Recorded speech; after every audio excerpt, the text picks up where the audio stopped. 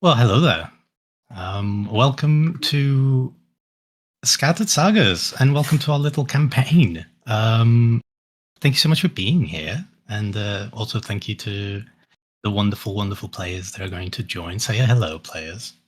Hello. Hey. Yeah.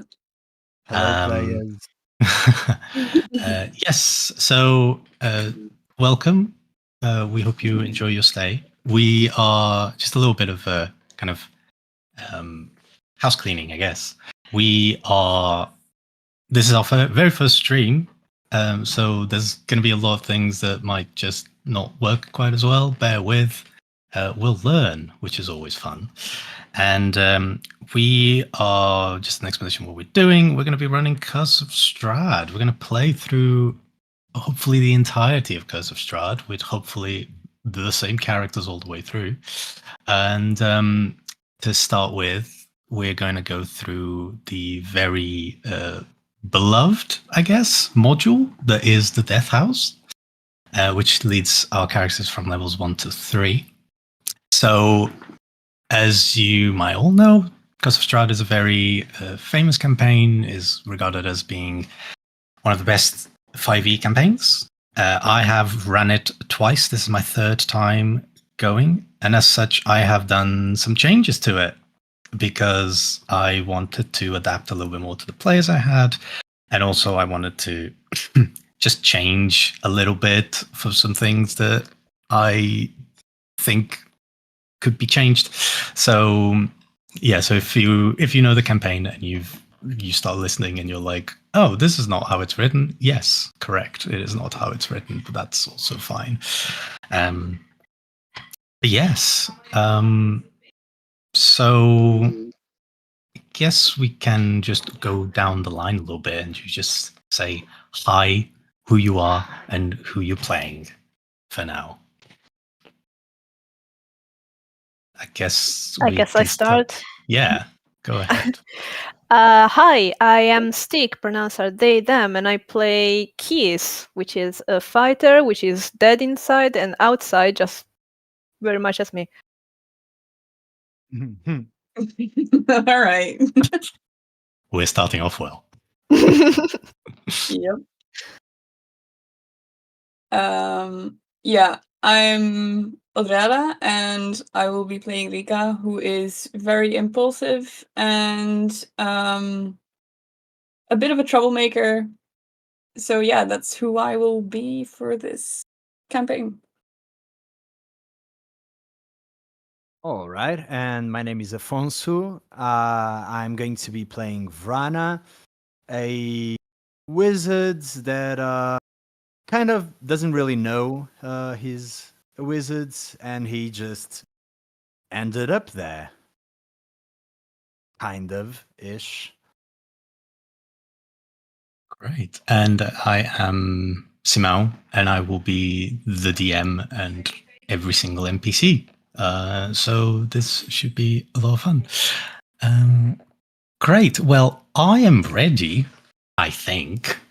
So Hi, Reddy. hello. Of course. Ready. Right, we can start making a counter of how many times Stick does that. I guess it's gonna be something. Great. So, my dear players, my brave adventurers, welcome to the Howling Mists.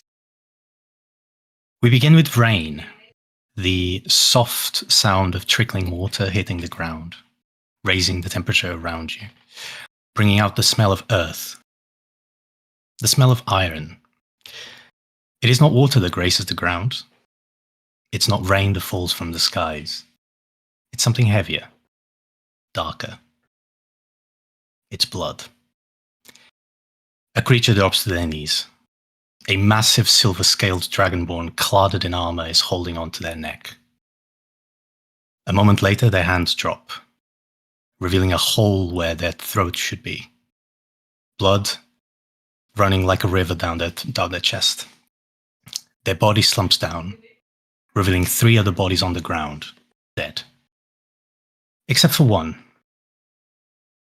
One of these bodies still breathes, bent over another, holding it tight, even though it is lifeless. Suddenly, this individual raises their head, the dark hair over their face, and yet the rage behind their eyes is unmistakable. They carefully place the lifeless body on the ground, grab onto a short sword by their side, and rush at a shadow standing over the figure of the Dragonborn. They are halted by an elegant hand grabbing their neck. The hand lifts them off the floor, suffocating them. The figure connected to the arm steps out of the shadow, and with eyes as red as rubies, this individual peers up at the struggling adventurer. There is a smirk, a chuckle, and then a sigh of resignation. This individual, almost as if struck by a sudden wave of disinterest, lowers his gaze, looks off into the distance, and twists the wrist holding on to the neck of the adventurer. The last thing we hear is the bones breaking. And we go into dark. And we sort of come to as Kiss, you wake up. After a night of sort of broken dreams, broken sleep, you do wake up, raise yourself from the bed, and please describe what your character looks like. Kiss is a young man in his late 20s, early 30s, sickly pale. So pale, in fact, that his skin looks almost gray, and you can clearly see veins around his wrists and their eye sockets. Gray, unkept, shoulder-length hair, deep, dark eye bags and circles around their eyes, and darkened fingers, almost like frostbitten. And as they get up from the bed and tie up their hair in a messy ponytail, there's a glimpse of their ears that look either like they've been cut, or they almost look like they rotted away. Parts of the ears are missing. And they have empty but very bright teal eyes, and the scar across their face. Cool. Yeah, you kind of stand up from your sleep, and you. What do you do?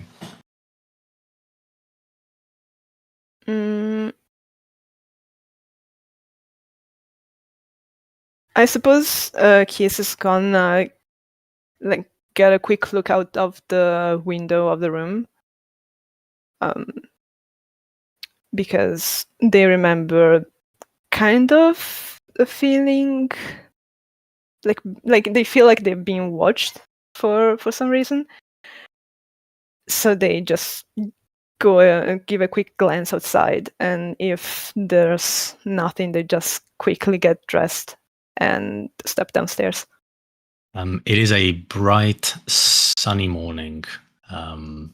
There is some the hustle and bustle of some people starting about their day, about the merchants beginning to set up shop, and temperature is nice and warm. There's a light breeze passing through as you open the window that kind of hits your face, and you are immediately like invaded by the smell of the fruits and the meats that are being brought into the market today.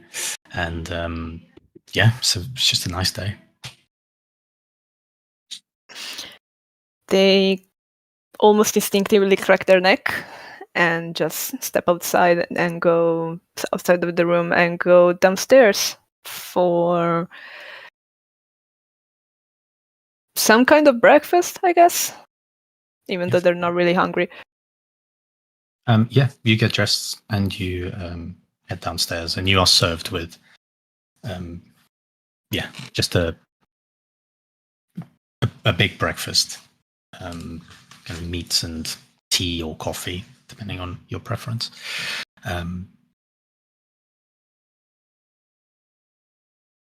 And as you are having your breakfast, there is an individual that kind of makes his way sort of across the tavern towards you, but in a way that you very much are able to always track them, so they're not trying to hide or anything. And this individual is just wearing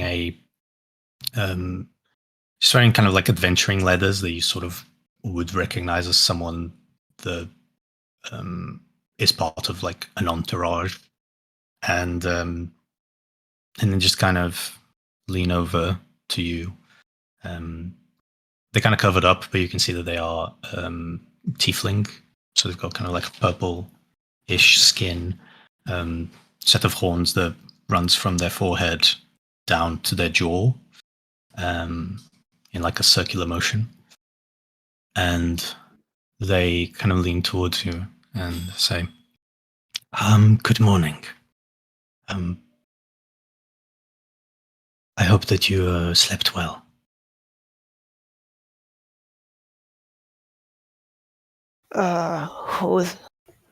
Who are you? My name is not as important as my employer. He desires to have a conversation with you. Are you part of the duo that took care of the little incident at the Wizard's Tower at the back of this establishment? The door, yeah, let's call it that. Who would be your employer? My employer goes by the name of Marcus. He has a necessity for a job to be done. And, well, you and your companion or associate seem to possess the skills to take care of this job. By the way, as Vrana gets mentioned, Kiss is gonna like turn around on his stool and look around to see if he's downstairs as well, or if he's still in his room.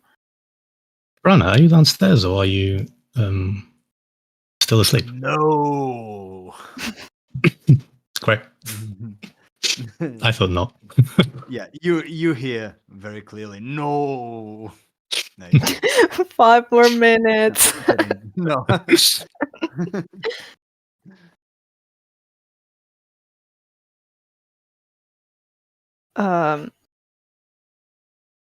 That's an interesting proposal. As you can see, my associate is not present yet. Are you supposed to stay here and stare at me until we actually get moving and meet your boss, or are you gonna leave me an address to go to? Are we gonna discuss about it here now? Oh, no, I don't discuss the terms. I simply gather the individuals for the job. So I will, if you are to remain here with your breakfast, I will go upstairs and wake up your companion. I don't think he's gonna appreciate being woken up by someone he doesn't know.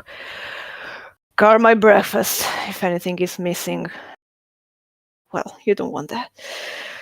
And it's gonna go upstairs, and they're gonna like very noisily walk upstairs, like stomping on every step, and go in front of Vrana's room and just slam their fist on the door. Vrana, you wake up with what seems to be your entire room shaking. Yeah. No. Get up, there's money involved. No ale. I said no ale, please. There's no ale, No there's more. gold. Come on. All right. I'm gonna open the door. Yeah. And Vrana is there. on the bed. He would be most likely fully naked, sleeping, arms open, drooling, uh, everything scattered all around, with maybe a couple of tankards. And he'll just tell you, "I told you no, whale, please. No more, I can take it anymore." As I say, you are aware that you can just not drink, and if you don't like it, and I suppose his pants are somewhere on the floor. I grab them and I just throw them at him. Oh, what is it? Why now? Now, because it's morning and normal people wake up at this hour. 2, it's probably a job, and I need gold. I don't know about you. The guy apparently wants both of us. All right, if it's gold, sure. Let's just I can tell them Get to this pay over you in in. ale. I'll be down. Don't discuss terms with him until I'm there. Please. Give me just a second to, I don't know, get myself up. Can you get me a tea going or something downstairs? I think I'll need it. Yeah, sure, please don't turn around while I'm dressing. Kiss is gonna go back down, quietly cursing to himself. Then something Don't like, forget my I'm not a tea. prospect." Don't forget the tea. He And was I'll- questioning whether to get the tea or not, but the fact that he repeated himself just made the Kiss decide that he was not gonna take the tea. Nice. All right, Vrana is He's going just to gonna take do that like steps. a full 25 minutes to get down. Great. Easily. Describe Vrana. You don't need to go into too much detail considering that he's naked. Yeah, well, right now, I'll say as he gets dressed and starts Right. coming down to the tavern area.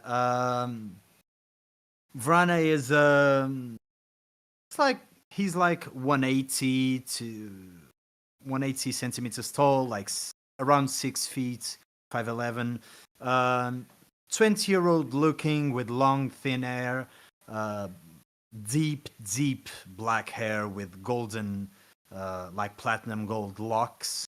Has no beard and no signs of ever getting one.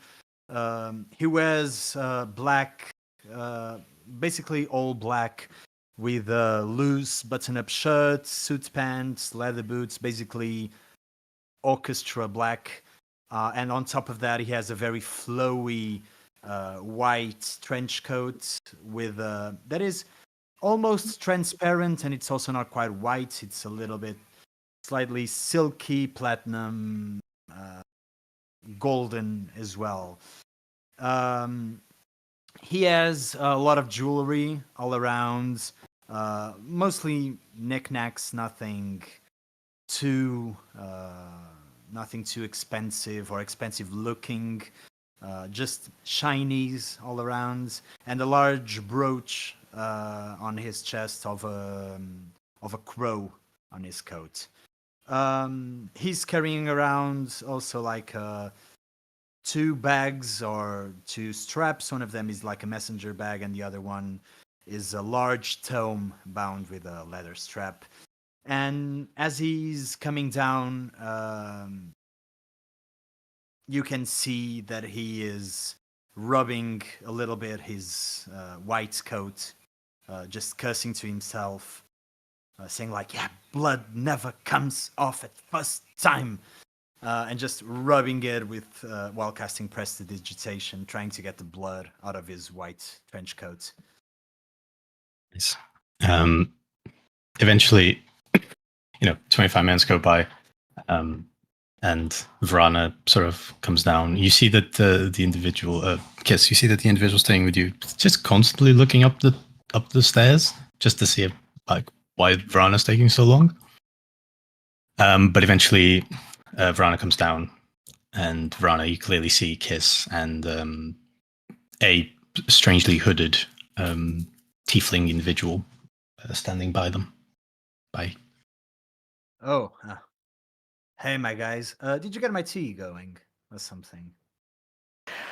No, I'm sorry, my mouth Okay, was I'll be full. right back then.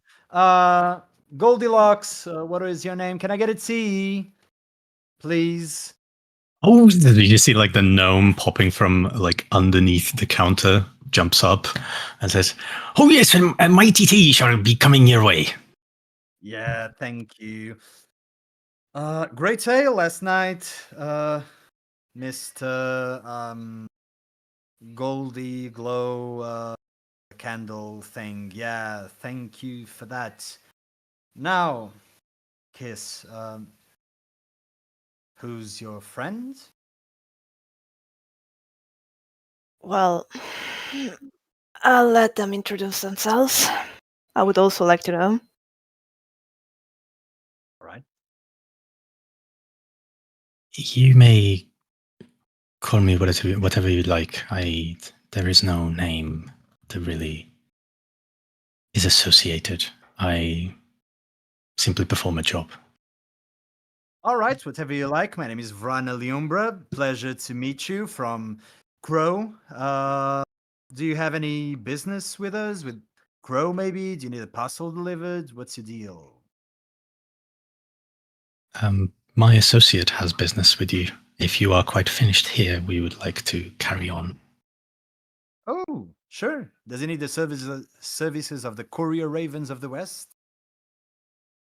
If that is what you're calling yourselves, then yes. Yourselves? Strange. I mean, sure. Let me just grab something to eat, and we'll be on our way, I guess. Cool. You grab some food and a tea to go, and Bye, Mr. Goldilocks. you have a fine, mighty day. You do, and kind of just leads whatever you like. Just kind of leads the two of you out, and there is as you exit the tavern, there is a very large carriage sort of parked right in front of the tavern, being pulled by 4 horses, and whatever you like just kind of moves back, opens the door, and points you inside. My associate is waiting. Oh, I see you're right, executive. Very well. Let's go then. Kiss, do you want to go first? Since that's how we apparently do things here. Is it one of those, like, how do I describe it? Like one of those closed carriages? No, it is open. It is open. Okay.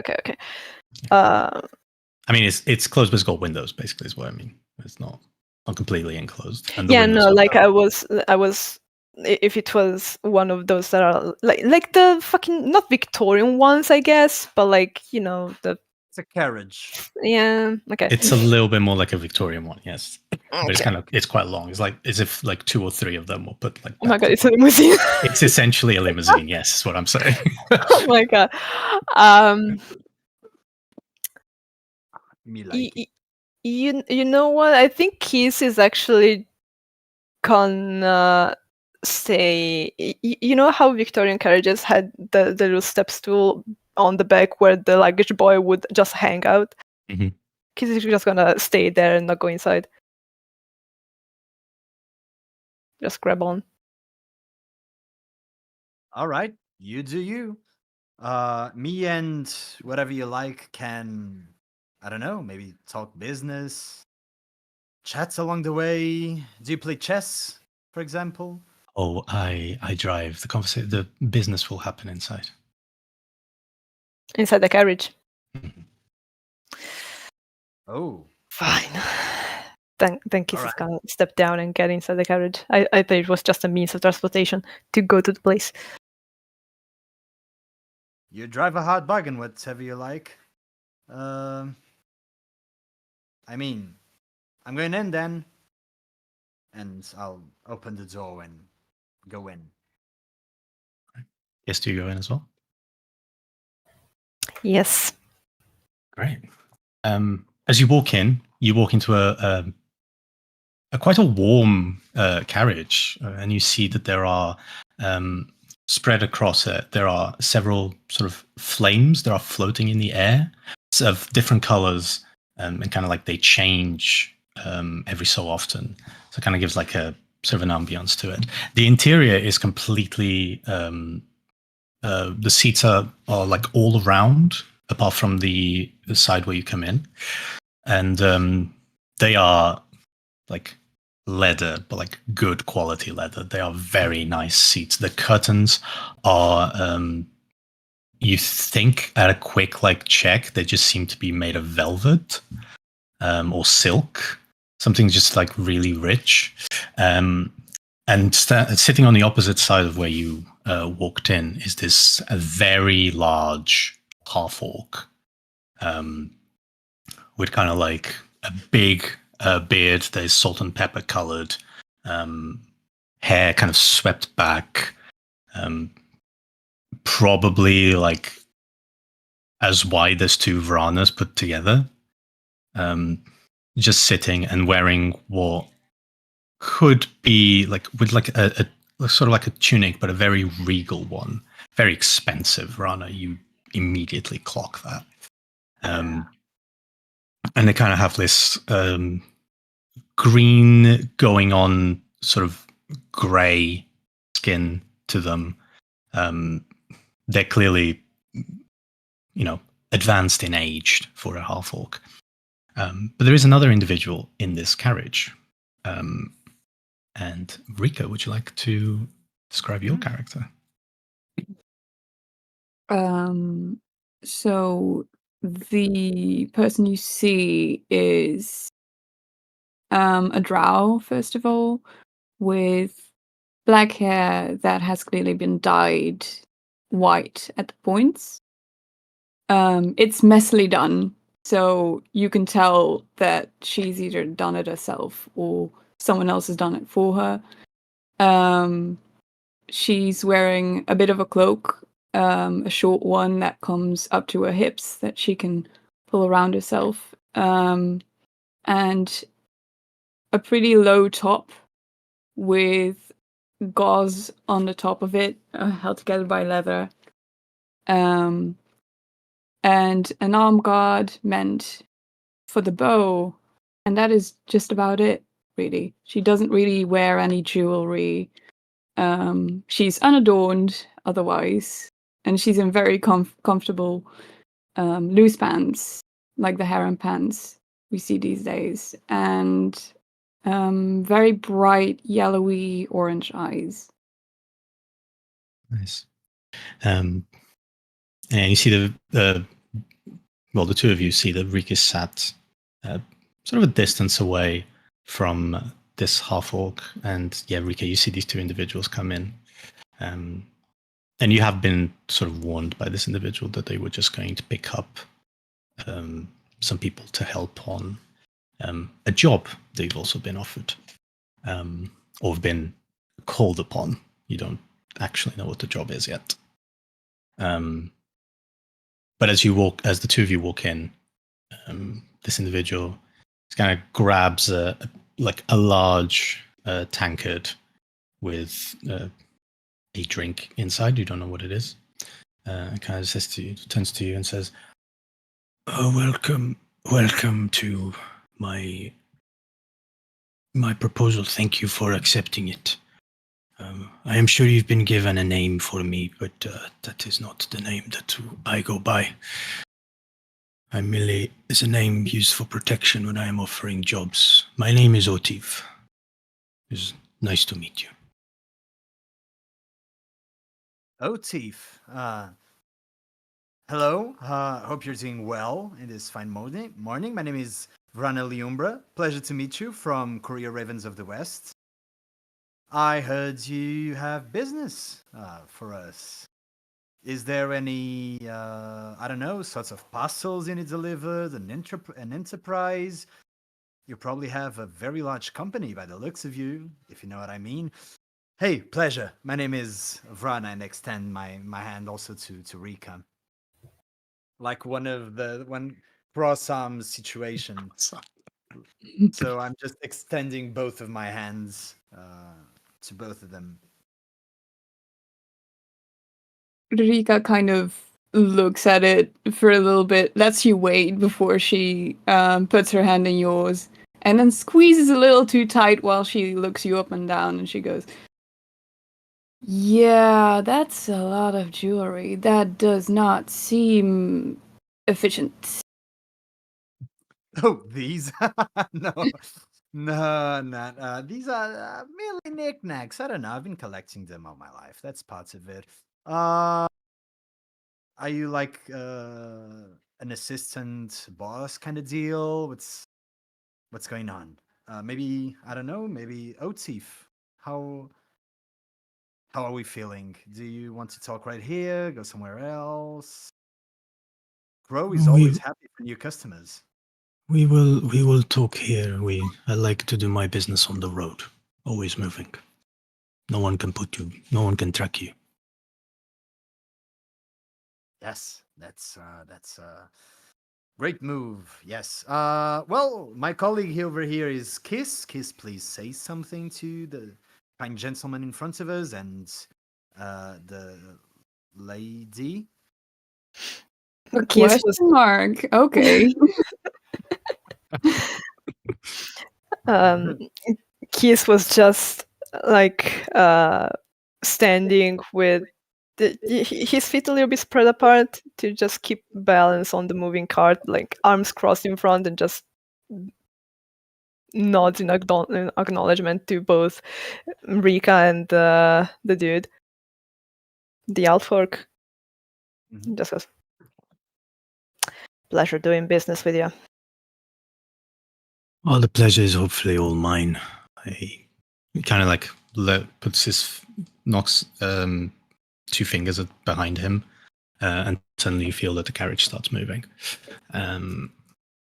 He kind of offers you all drinks, and they all seem to be, well, most of them seem to be alcoholic, but seems to also be some non-alcoholic juices, if the I'm sorry. preference. Do you do like non-alcoholic mimosas or something? So orange juice. No. Non-alcoholic mimosas is very good. No. It's a virgin mimosa. That's the name of it. Do you have any of those around here? Puts his hand to one side and says, "Yes, I have this very nice elderflower drink if you'd like." I mean, sure. Does it have alcohol? It does not. It is just elderflower Perfect. pressed. Let me have it. Well, adventurers, thank you for taking up this opportunity. I must say that I have quite the pressing matter. I run, as you might guess, I run a line of merchants. We run across this place, and for a couple of weeks now, I've had some of my men disappear when they were passing a certain point on the road. I hired some individuals to go check it out. Some of them didn't come back.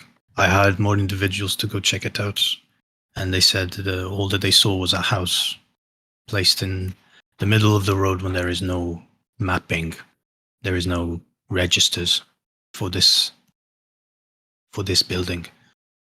So I can only assume that the merchants have decided to set up shop there and take from my own business to make their own business, and then they were able to dispose of the men I sent. The job is very simple. You go into the house, you grab my goods, and you come back to me, and what do you do to these people? I don't care. They betrayed me. They crossed me. They forfeited their lives. And what do you have to offer us for it? I mean, is it just the two of us doing it? Well, the three of you. There is quite a number of individuals that went in. So Oh, okay. So you're sending your assistants with us as well. she is Right. not my assistant. Oh, Hey, if you want me to Oh. be, and then she slides a little closer. If there's money to be had, Perhaps I'm we sorry. talk about that when you come back. Yeah, sorry, I But- totally misread the situation here. Rika has a reputation that precedes her as well. I heard about her. I thought she could be a good hire for this job. Yet another one. And then as I came into the city, I heard about the two of you last night and what you did. So I thought it would be good to have more numbers. And if nothing else, you can keep each other in check. And if one of you decides to take over the merchant's place, then the other two know that there will be a rich reward. I am sorry if this is too upfront. This is just how I do business. I don't know. Seems perfect for me. I don't know about you two, but I don't intend on killing anybody that I don't need to. I started on that yesterday, and I don't mean to overstep just yet. It If you all depends recover- on how the people behave, honestly. If you recover my goods and you tell me, you bring information about what's inside the house, how I can take these people down, you don't necessarily need to be the ones to take care of them. If you are, there will be more money involved. All right, perfect. Do we have numbers? The merchandise that was taken is quite valuable to me. It has a personal value as well as a monetary one. So I am willing to pay each and every one of you 250 gold pieces for this job. All right. expensive Alright. job. So we're about to die, right? No, it is just my desire to see these items back. And can you tell us what the items are? What are we looking for? Yeah, how can we recognize them? Yeah, Do they have a recognize them. symbol on the case or something? Yes, they will have a symbol, and he kind of opens up his sort of jacket to reveal a pin that has the symbol of a golden windmill standing atop a like plane, I think. Let me double check that actually.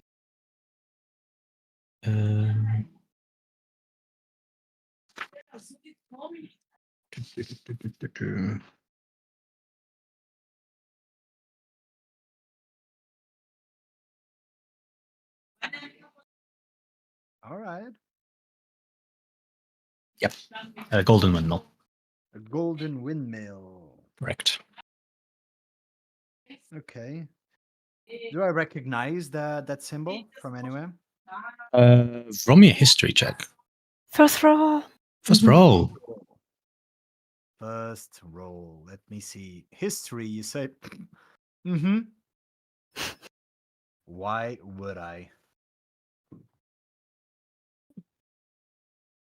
We start off well. Is that a natural one for the first roll of the campaign? That is a natural one for the Oh first my roll God. of the campaign. Oh, great.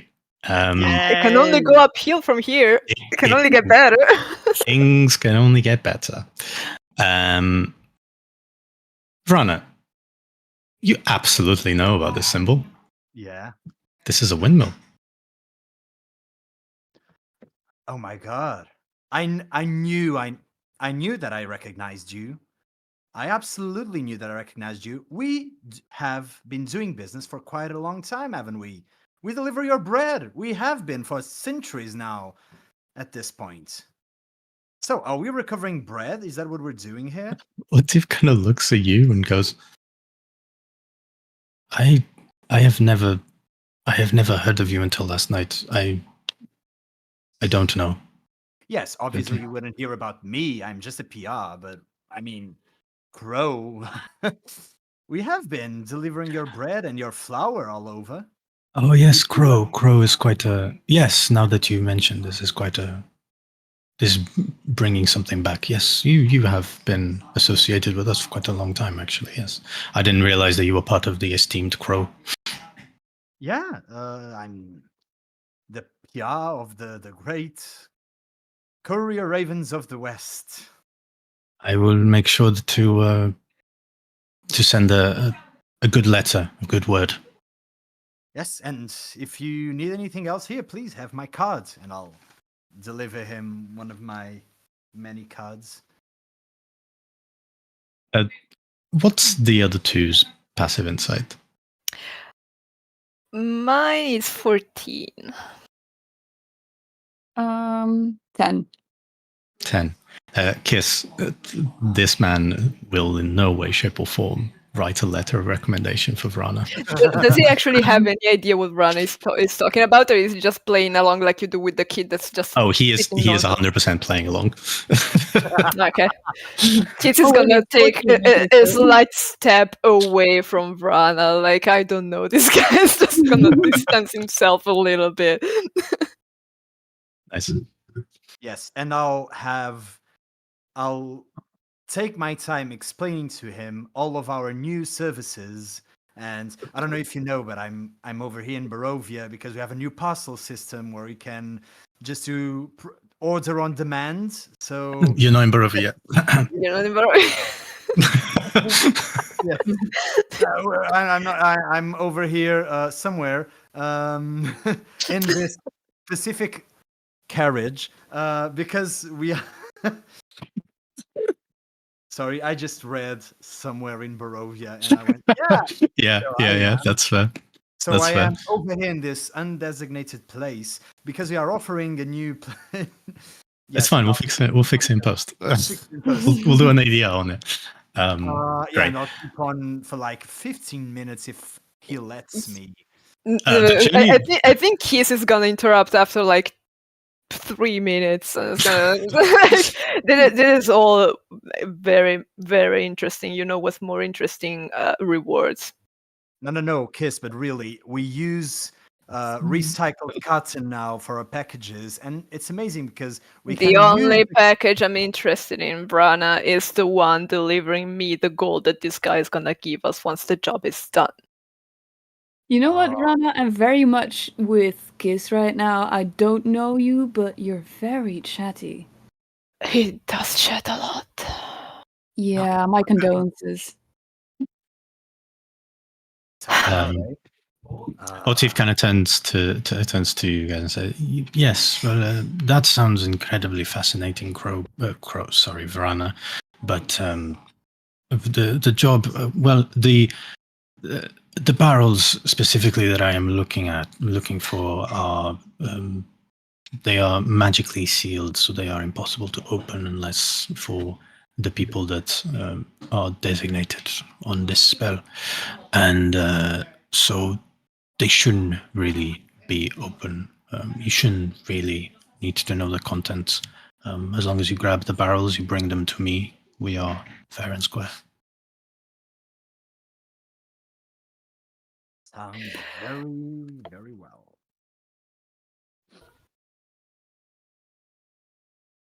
So are we transporting bodies? This is some illegal stuff, isn't it? You know what? I'm not gonna ask. There's money involved. I don't care. Whatever.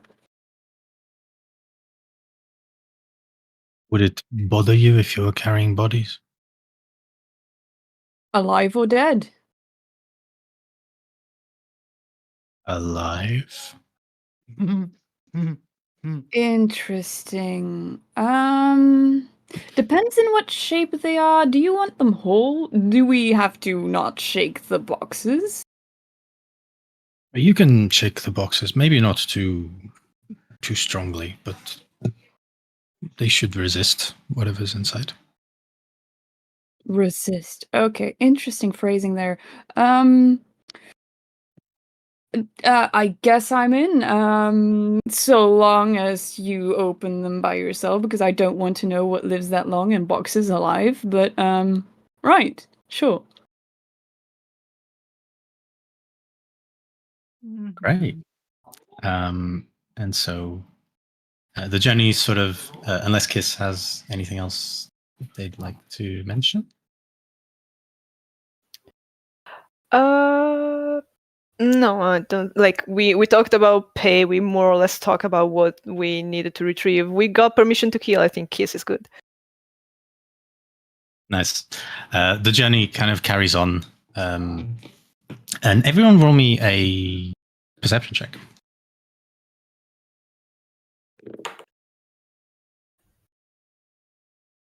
Perception? Mm-hmm.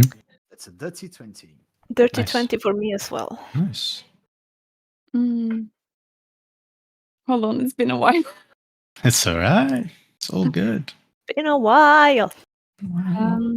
All right, 17. meanwhile, Sorry? 17. 17. Yeah, you all sort of notice as the journey carries on, and you go on for about 20 minutes. You realize that even from the inside of this carriage, you notice that the temperature outside is it's cooling down. It's cooling down quite drastically. But eventually the carriage comes to a halt, and the doors open, and you see whatever you like is on the other side. And Otiv turns to the three of you and says, "I will await you back in the tavern. So when you are done, come on over, and we will see that you are given your price." all right. Perfect. I opened my mouth before formulating what I wanted to say. I apologize. It That's fair. happens way too often. Kid is gonna face Otis and be like, "Is your carriage guy gonna stay here and wait for us, or is gonna go back to the tavern? If you both go back to the tavern, it's gonna like look around a little bit and go, pardon my language, where the fuck are we in relation to the tavern? If we have to walk all the way back You only have to follow the road down south. south. Good to know. Sounds good. The place where you are trying to go is further up north, but I am not approaching so that to not draw suspicion and not to have the merchants recognize me. Yeah, it's not really a vehicle that just goes unnoticed. Spent a long time to get a vehicle like this. I am going to use it. Honestly, fair. Yeah. If you're rolling in the dough, should also be rolling in the carriage. Right, yes, of course. That sounded much better in my head. Yeah, I love the fact that the four of us are not native English speakers. Yeah. And yet we tried. We're just gonna say the wildest shit. Yeah, it's gonna be great. Great. You set off on the road, and you kind of walk slightly further north. You walk for about half an hour, I'm gonna say, and you kind of the temperature just keeps dropping as you are walking in this direction, strangely so. And then eventually the gravel road leads to a sort of like a village, like 4 or 5 houses here. Tall houses that are dark as tombstones. Nestle among these solemn dwellings, and as you look slightly closer, are a handful of closed shops. Even the tavern that you see a sign for is shut tight. The sign scratched off. And as you're kind of looking around, there is a soft whimpering that draws your eye towards a pair of children standing in the middle of an otherwise empty street.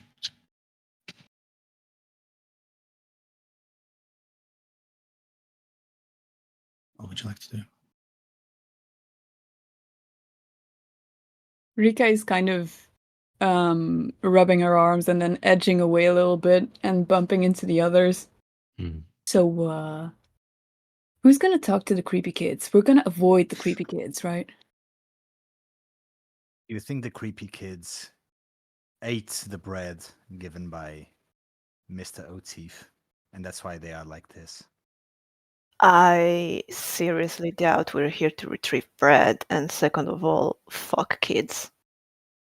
Amen. You don't interact with kids. Also, Vrana, if they somehow got to be like this by eating the bread, there's something wrong with your bread. Not my bread, his bread. I don't think he deals in bread, Vrana. I really absolutely do. Okay. You don't get that much money by selling bread. Yeah, I don't know. I got nothing. But he's got a lot of dough, though.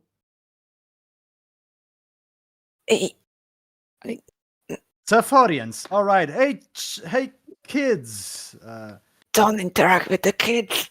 You want to hear a joke? Oh god. Jesus. Rika is hiding behind her hand, is siding closer to Kiss and just getting as far away from Vrana as possible. As you call out to them, Vrana, you see, as I'm trying to find, yes, there it is. You see two children, two human-looking children. A girl who looks to be about 10 years old, and a younger boy, looks to be about 7. The boy is weeping and clutching on a stuffed doll. Rose seems to be... Rose, well, spoiler. The girl seems to be trying to shush the boy. And as you speak, kind of turns to you. And if you'd like to go on Roll20, I am showing you what they look like and what they're wearing. Oh, yeah, they are creepy. Mm-hmm. Those are fancy clothes. They are fancy clothes. She's got a Damn. cape.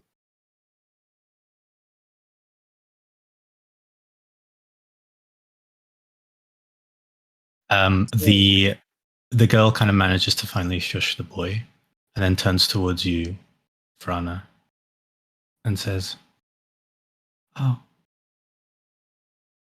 you're here. Are you here for the monster?" The what now? There's a monster in our house. She then points to a tall brick row house that has seen better days. And if I can find that handout as well, that'd be great.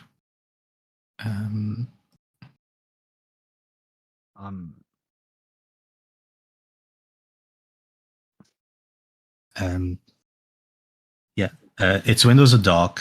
It has a gated portico on the ground floor and the rusty gate that is slightly ajar. The houses on either side are abandoned, and their windows and doors are boarded up.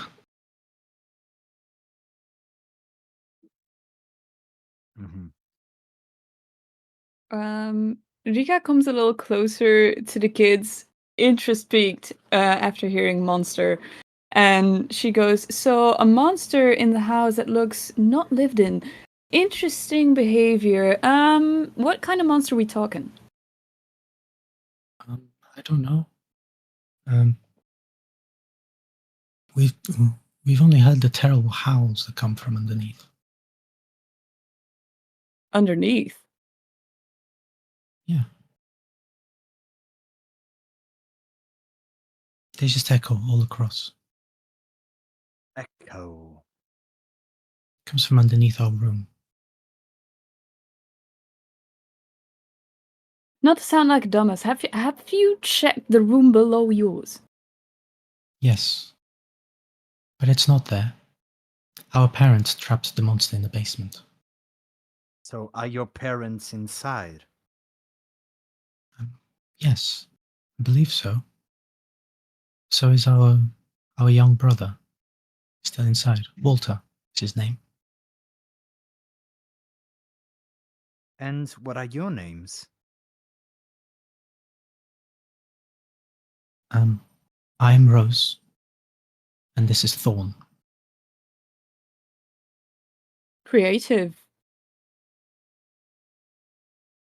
Why? Okay. And is Walter really your sibling? Brother? Because I think it doesn't match the pattern. That's just It's what our parents told us. you've never seen him. We have seen him. He's a young boy. Younger than Thorn. Yes, just a little baby. Just a little baby. Quiet little baby. I don't hear him. He's probably dead. A toddler with You're- no food. You're full of optimism, Kiz. He just silently points with his full hand at the house. Does that look like a house a toddler could survive in? Listen. Miracles have happened before. You never know. Anyway, we're gonna kill a monster. Does that not excite you? And I mean, they have bread over here, so it's fine. They Oh god, have not bread. food. We've established that. Do you like bread, Rose? Yes, it is quite nice. See? They have bread. They're fine. Hey, Okay, what can you tell me Brett, about the monster? Rose. Yeah, the bread Rose. Rather than the monster. Have you seen bunch of people arriving here and then not making their way back lately? Oh, yes, there were 4 or 5 people. Kind of counts on the fingers. 4 or 5 people coming in. They never left. Getting into your house? And Yes. did I you... think Mum and Dad just called for them. What are the Called names for of your them how? parents? Father is called Gustav. Mother is called Elizabeth. Gustav and Elizabeth.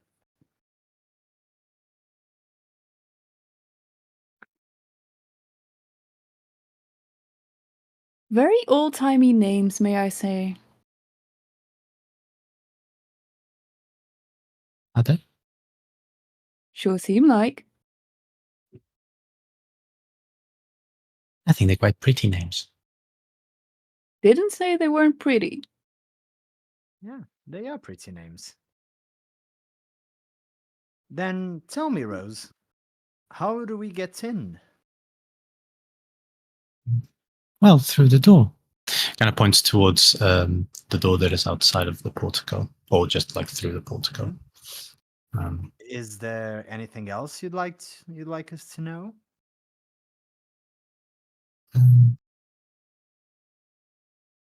Just make sure the mum and dad are okay, and bring them out. They never leave. No, they're quite busy. Busy with what? I don't know. You don't see them. You see them, but not as much as I'd like. And what A are they doing? workaholic, huh? Sorry, what was that? Workaholics, huh? Workaholic. I don't People know. who work too much? Oh, they work a lot. And what do they do exactly? Don't know. Talk to people a lot. Mhm. But you go inside the house quite often, do you? No, not since the monster was in.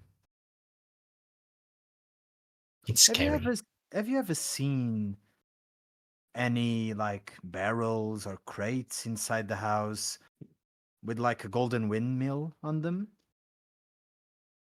Oh yeah, that was with the people that came over. The 5 people that came over. Yeah.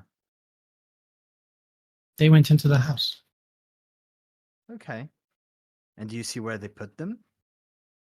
No. Just That's so they okay. went in. Question to the DM. Can I see if they're lying or not? Roll me an insight check. Okay. Mm. 21.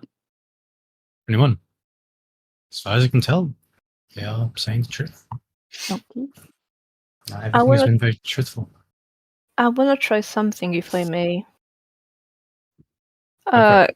Keith is actually like gonna close his eyes. Do the kids still feel like they're there? Like, can I sense them with my blind sight? Are they physical?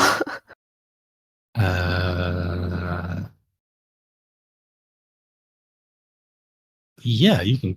Yeah, you can feel them. Okay. So where did you go, Kiss? What were you doing? I am just wondering why we're wasting our time with kids that don't give us much information. You and me both. Let's go kill something. Can we just enter already? And she walks past the kids and starts opening the door.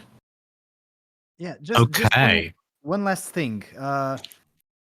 Have we always been talking with Rose? Yeah. Okay. Just one last thing. And what about you, Thon? What do you have you seen anything? Is there anything that you want to tell us? Dawn just kind of like grabs onto the doll and hides behind Rose, trying to avoid her. Yeah, I get it. That's fine. Don't worry about it. We'll take care of the monster. Cool. Well, in that case, please put your eyes to roll 20. Ooh. It's a black square. You should be, if you scroll down to the bottom, you should be able to see. Mm, It's a black square. blank square. Yeah. Oh, hold on. Aha, that'll be why.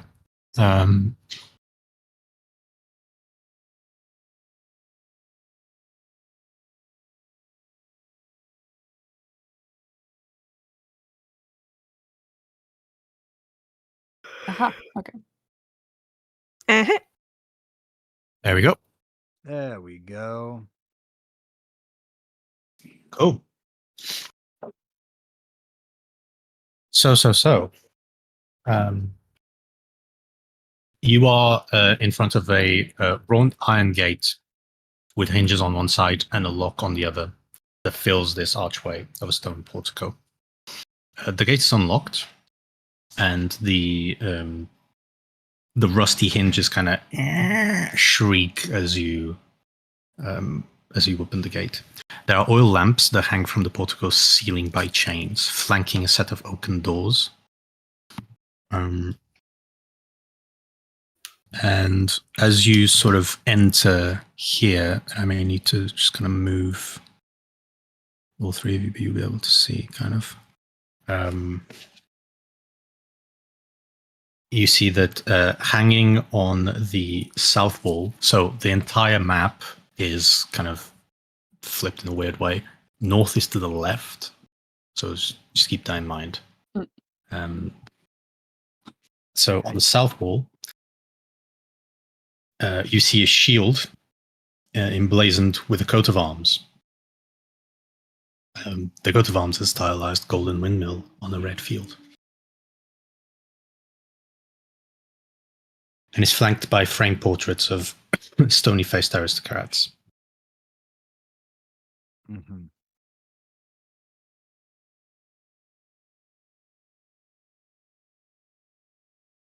Do any of them look like half-orcs? They do not.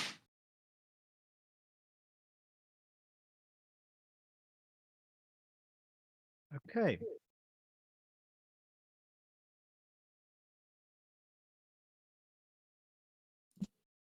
That's actually what you see when you get here. Sorry. Just move you in. Does Rika recognize any of them? I guess for me, a history check. Mm-hmm.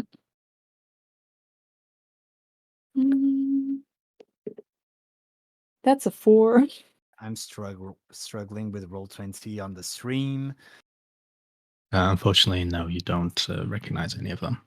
Okay.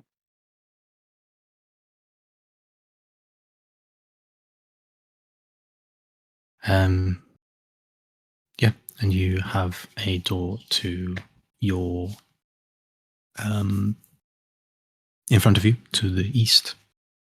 So, what would you like to do? I think as we get in, Kiss is gonna get into his usual hunting behavior, so like quiet, and yes, they're gonna stop for a moment and listen very attentively. Mhm. For footsteps, for breathing, for rumbling from below. What is your passive perception? What's My everyone's passive perception? perception is 14. 14. My passive perception is low, 12. Mine is also 14. Great. And are you actively, Kiss, are you actively trying to listen for stuff? Yep. Roll me a perception check. Or investigation. I will let you go with that. I'm gonna take that advantage with investigation if you don't mind. Mm-hmm.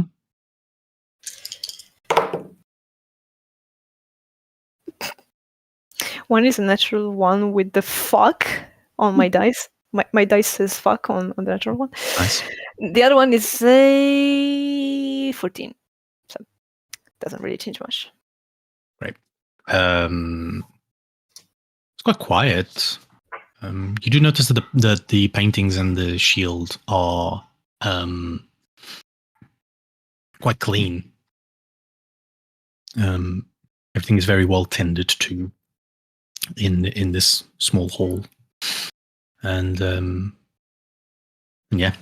Would you say that it's in contrast with how the house looks from outside?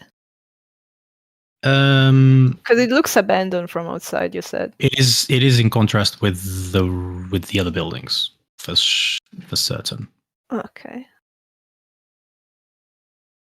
But there is also like just something very strange about this strangely abandoned house. All of a sudden, just very clean. Do all of us notice that? Or just Kiss? I assume the information gets passed along. Unless I'm wrong.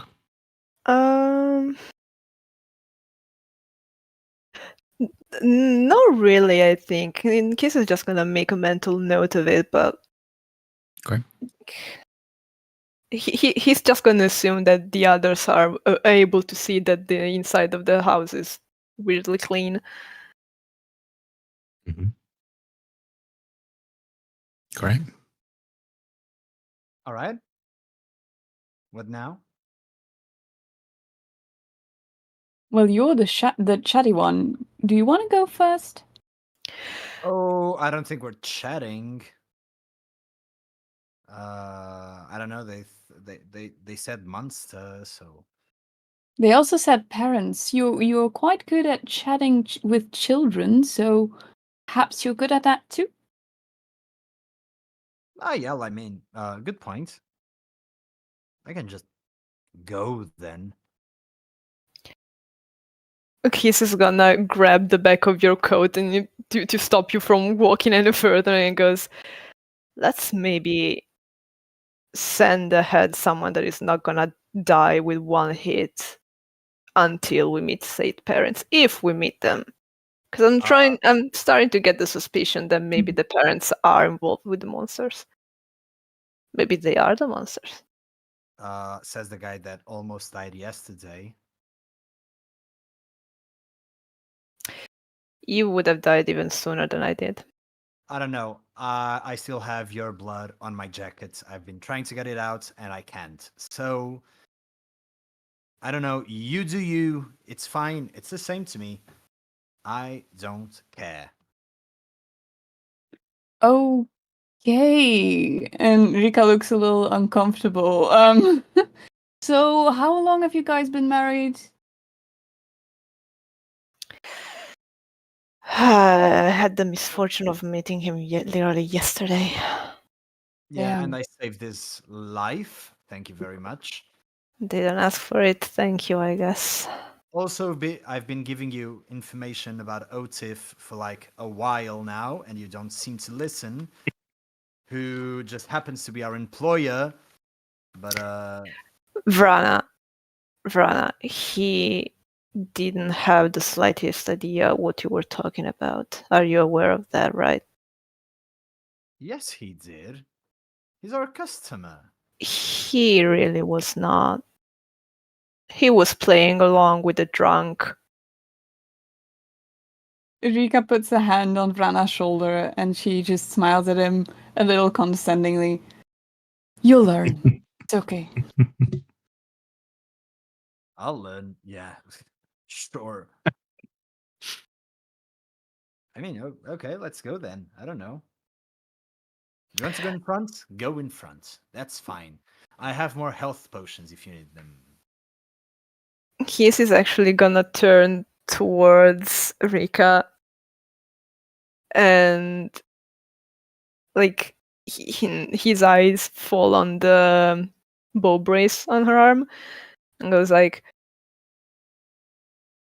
"Are you a ranged weapon kind of person? Or do you have something for close combat since we're inside a house?" See, I am multifunctional. That's actually good. I'll go in front. Vrana stay in the middle. Rika, right? That's just how I like it. You watch her back. All right. Right in the middle. Catching Kisses. up real good. You do look like you come from at least fake money, so you should be Oh, yeah, accustomed to this, right? I don't know, since we're in this type of situation, you can be the bread slices, I'll be the ham. She opens her mouth and she's a little lost for words.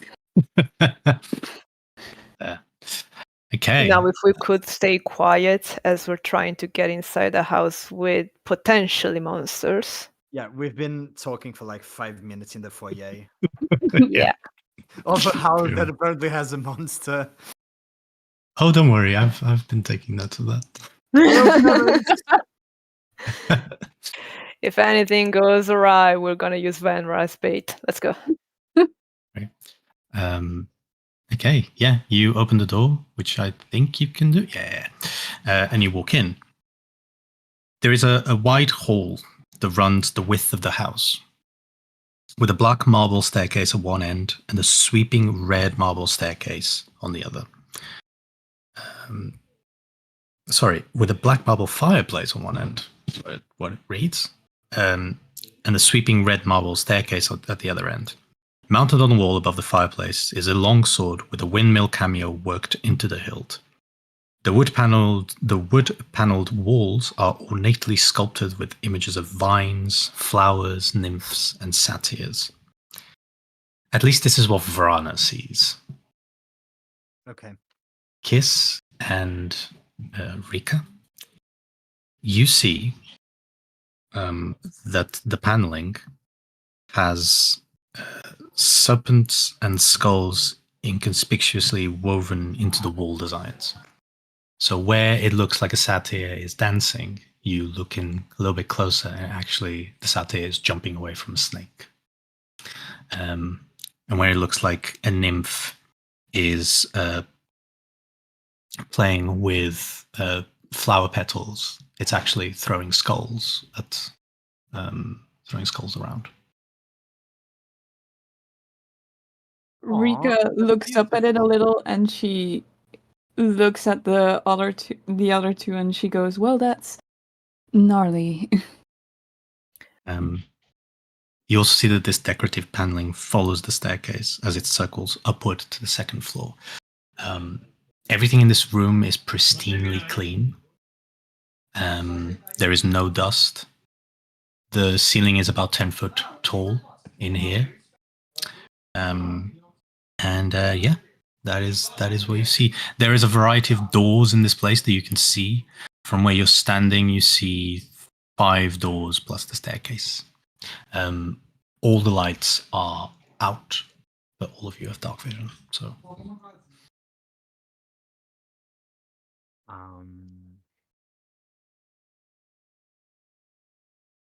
Well, what now, Kiss? I mean, the stairway is beautiful. We can just follow that. Beautiful Yeah, mirror leads to beautiful things. yeah.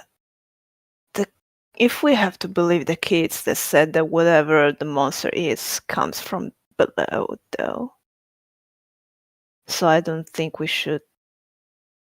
Well, going upstairs feels counterintuitive. Couldn't agree more. I suggest we check a cellar of sorts. They did say the parents locked the monster up. But At we're least I'm not gonna make looking for sure. monster. We are looking for the crates, right?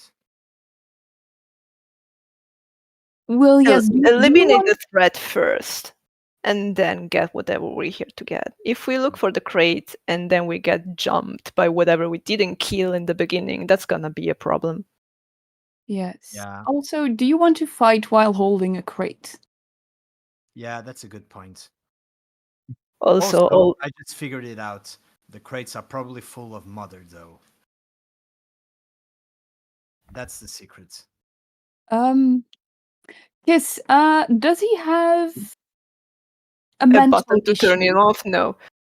No. I'm kind of wondering if something went wrong at some point in his development. He did mention his mother giving him some very stupid advice in life, but Maybe she dropped him too as a baby. Okay. anyway, let's make sure there's no threat at this floor, and then we move to other floors. All right. Parents! Parents, we spoke with your kids outside. Oh no. Hello, Gustav, Elizabeth. Kiss is just pinching the bridge of his nose. Anyone? Rika is dragging her hand across her face. you listen for a second, and you do. Oh god.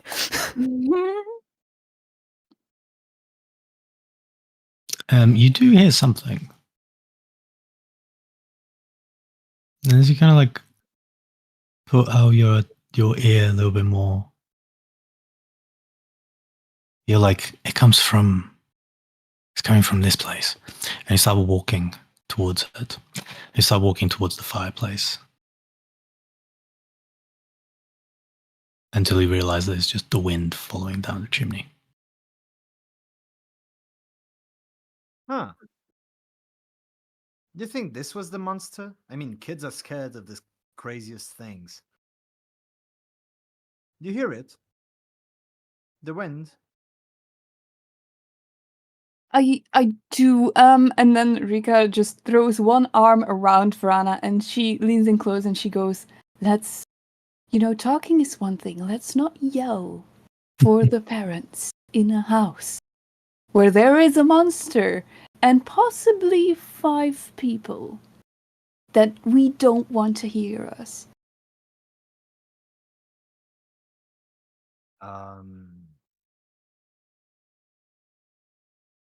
Then I don't know.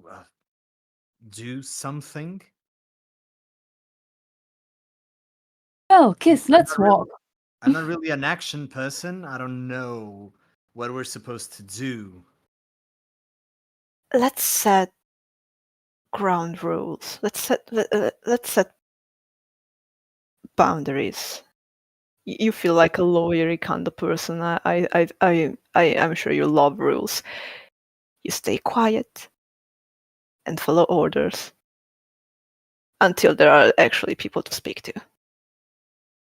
And that's where I come in, right? When there are people that are willing to speak to us and not to just kill us outright, you're free to be your diplomatic self. Whenever there is exploring and not dying to do, you follow us.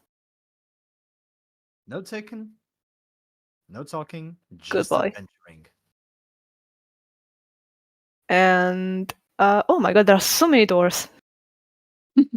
I mean, let's just go through this one and I'll open the first one up. Oh God. Oh, this is going to be so much fun if this is the attitude. I mean, he'll learn eventually, I think. He will learn eventually. He either learns or dies, I guess. He dies. You open the door to a cloakroom that has several black cloaks hanging from the hooks on the walls. There is also a top hat sitting on the top shelf. Do I sense any magic within the room? Roll me an Arcana check. You may use your use your ability modifier. Oof, that's not good. That is an 8. I mean, Vrana, that top hat, very strong magical vibes from it. Oh yeah. I mean, I'll take it, obviously. Do we also feel the... I also magic effect? straightly put it to my head because I'll absolutely look awesome in it. Oh my God. Hey, see? It's definitely like the masks from that fucking company game in space.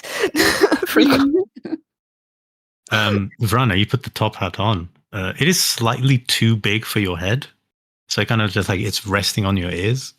But I mean, you don't feel any different yet.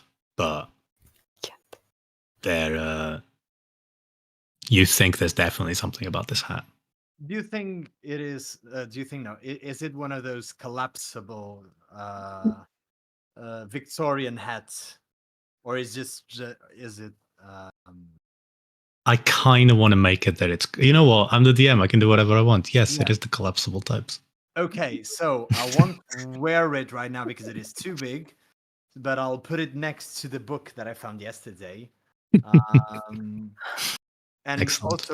also because I don't want the people of the house to see me stealing shit. So I'll just put it to the side for a moment. Very wise. So I have a top hat. A collapsible top hat, I would add. Collapsible top hat. Rika kind of watches in horror and then takes a step back and then looks at the other door and puts her hand on the doorknob and then looks at the other two like, we doing this? I'll just point at the top hat. Like, sure. Yeah. Rika narrows her eyes at him. Maybe there's a tuxedo to go with it. Isn't stealing private property against your company contract or something, Vrana? I mean, not if it's shiny. Or a top hat. Or What are fabulous. you, a magpie? Sorry? No. Not at all. I'm me, and I look fabulous in a top hat, as you've just seen. Hey, DM question. I'll put it back in my head. I'll do DM. the thing where I put my arm through it, and it just gets bigger, and I'll put it on my head. Amazing. See? Just looks amazing. I'll have to keep it in my bag for now because we are in this people's house. But I'll get to wear it when we leave. Book back to the messenger bag. I'll collapse it and put it back in the messenger bag. Odi, what is it? Yeah, does Vrana have disadvantage on stealth because he jingles when he walks? Why did you have to say it? They probably didn't think about it. That could be an amazing thing to Yeah. do. Plate armor? Nah, bijous. Yeah, something like advantage on charisma checks, disadvantage on like stealth. I don't need disadvantage on stealth. Yeah, There's also no true. need for that. Great.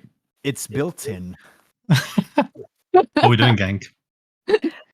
I suppose we're checking every door one at a time to make sure the floor is secure. All right, Rika opens that door. All right, Rika opens the door and looks inside a little, but doesn't go in immediately. Can she Okay. hear anything? Roll me a perception check.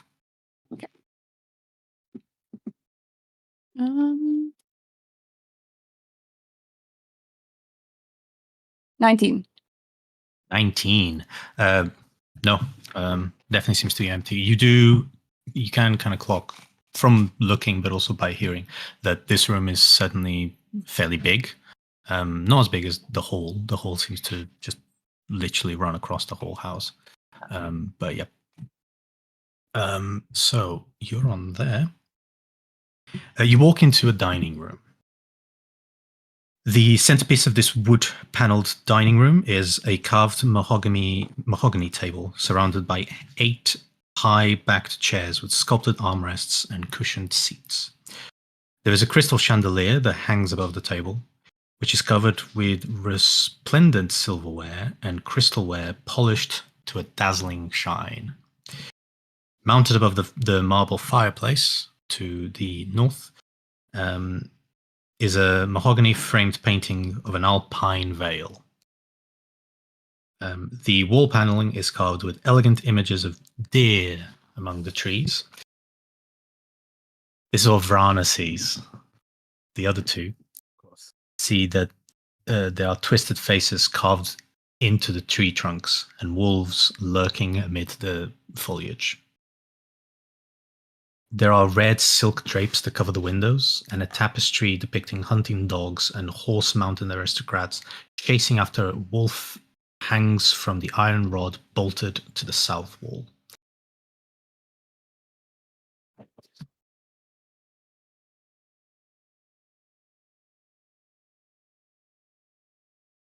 Yeah, I'll just stare at the painting for a while.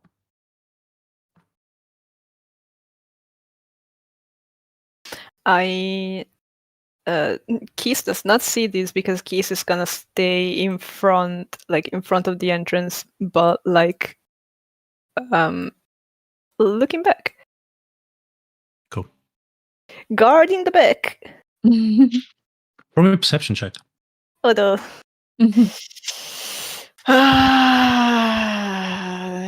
which one do we choose? This one. Don't fuck me. That's a 16. Cool. Cool. As you turn around, you kind of look through the other doors that are open down the corridor, and you realize that you can't really see the portico anymore. I cannot see the what? The portico anymore. Can't see the iron gate. There seems to be just something like there's just grey outside of the house. Are there no windows in the room? Not in the room that you're currently on. In the dining room? In the dining room there are windows, but they have the curtains run across.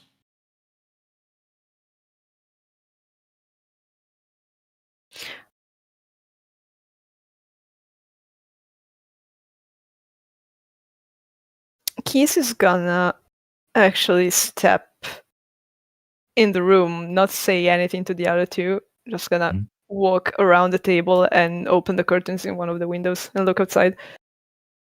Why are you upside down? Because I was looking back. And I can rotate my character and it's very funny, so I do it. I can actually set it on D&D Beyond, the radius of the vision is set to a certain cone vision. I'm used to the cone, that's why I spin the token. All right. Yeah. Yeah, so I can do that. Anyway, you kind of you open one of the curtains and you just see outside of this window grey. You don't see any other buildings outside. You don't see Rose, you don't see Thorn. You don't see a road. You just see grey.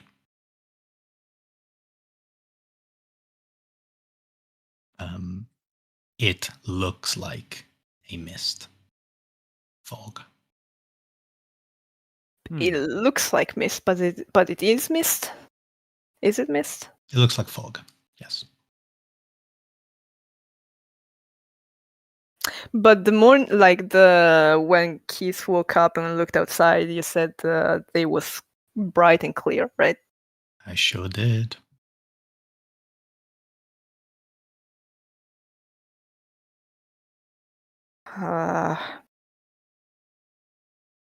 Yeah. We might have a problem. Yeah, I'd love Brana. to meet you at that time. Got kind of misty now. Strange how weather works up here. Yeah, it shouldn't be this foggy. You dabble in magic. Can you understand if it's magic? I don't know, DM. Can I understand if it's magic? Roll me an Arcana check. I probably can. It's a 22. It's a 22.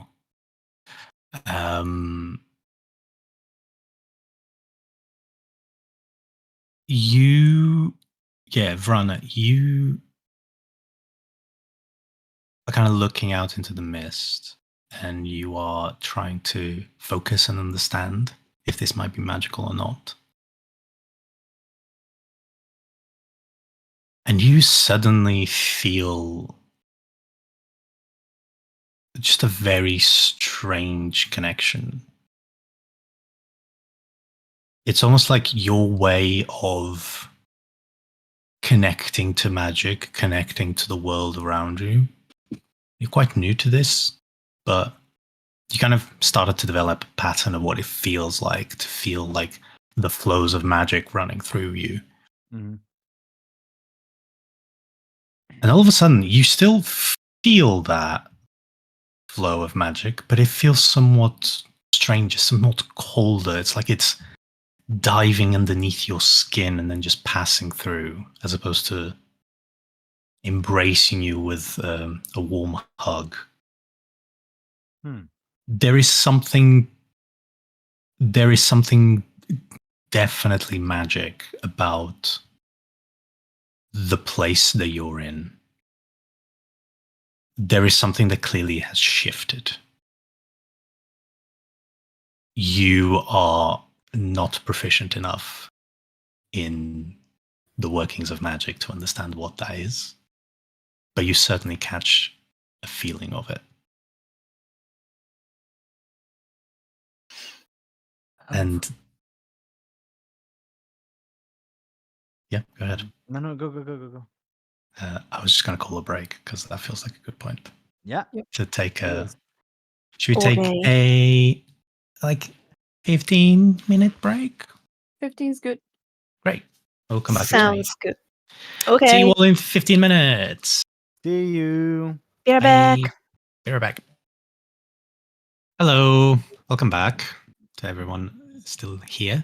Thank you very much for watching. Just saw that there's quite a lot of you. Nice. Thank you very much. And we're going to jump right in. So you were all in the dining room table of this strange house.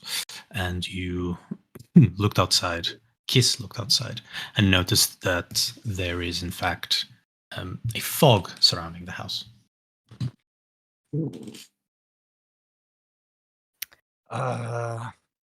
What now then? I don't know, but I really don't like this. Can I try to open the window or something? That is an amazing question. Yes, you can. Okay. Does it open? It does. It opens outward. Um, All right. Is it like colder than it was, or? yeah, it's definitely gone a little bit colder. Yeah, but it's not like freezing. It's just it just seems like it's a autumn evening. Yeah. Okay.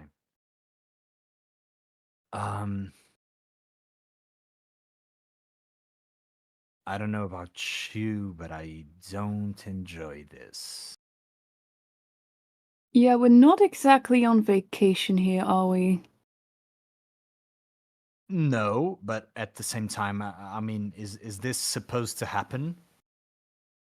Does it often get foggy outside when you get into houses with creepy children outside, saying that there are monsters inside?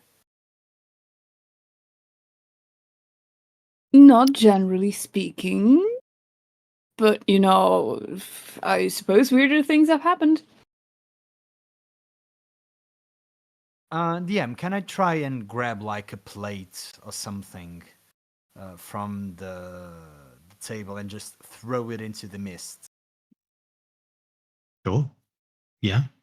Is the mist like right outside of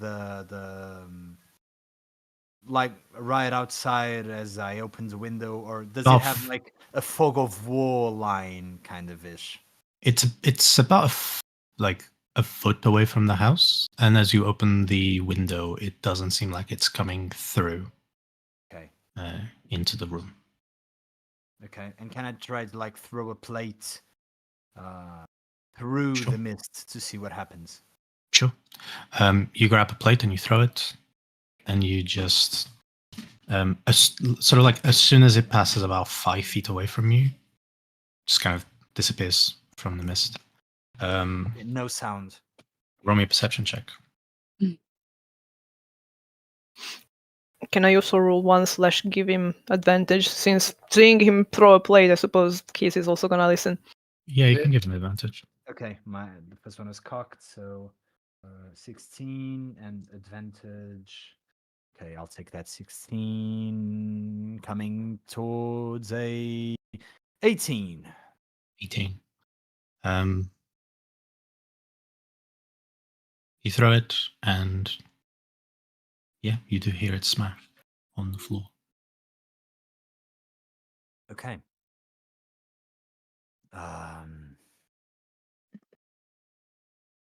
At least physics still work.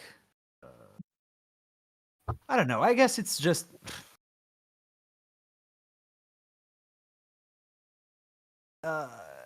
it's just a microclimate, probably. I don't know.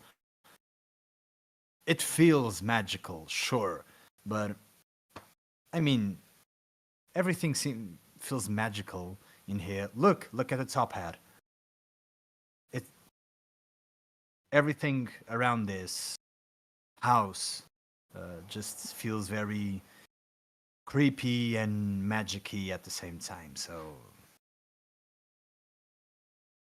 Very. Also, you just threw a plate outside. Do you think we'd get fined by those parents? Do you think they're still alive? Would they fine us? fine us. Why would they fine us? I don't know. Damages? No, they'll never know. There's a plate missing, Rana. Yes. To be fair, How do you know? Orc it's missing? dude kinda gave us permission to slaughter whoever we find in this house. See. They cannot find us if they're dead. So the plan is to kill the parents. If they present themselves as a threat, absolutely. Why do I feel that when you say that, that's a maybe, and you would already go in guns blazing?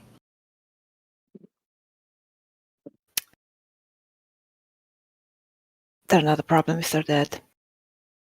Yeah, that's what I thought. I don't like problems. I'm I here don't as know. a psychopath. I started killing yesterday, and I'm ready to continue. Let's just try to finish So- whatever we came here to do as fast as we can, and then Yes, the hope we exactly. can get out. See, there's another door over there. Can we just maybe get to it?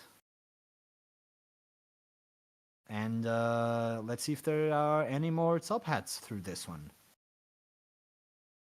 Oh, You open that door and it brings you back to the hall. There is, however, another small door to the south Oh. as you leave. Kiss, I don't think you've opened any doors. Do you want to? Yeah, I got open stuck. your- Wait. You want to open your first door? Sure. Kiss is gonna do their usual of putting an ear to the door, listening a little bit, and then opening very carefully. You don't hear anything Okay. from Open. the other side. Okay. Open. Where are we? You walk into a kitchen. It is tidy with dishware, cookware, and utensils neatly placed on shelves. A work table has a cutting board and rolling pin atop it. A stone dome-shaped oven stands near the east wall, its bent iron stovepipe connecting to a hole in the ceiling. Behind the stove and to the left is a thin door.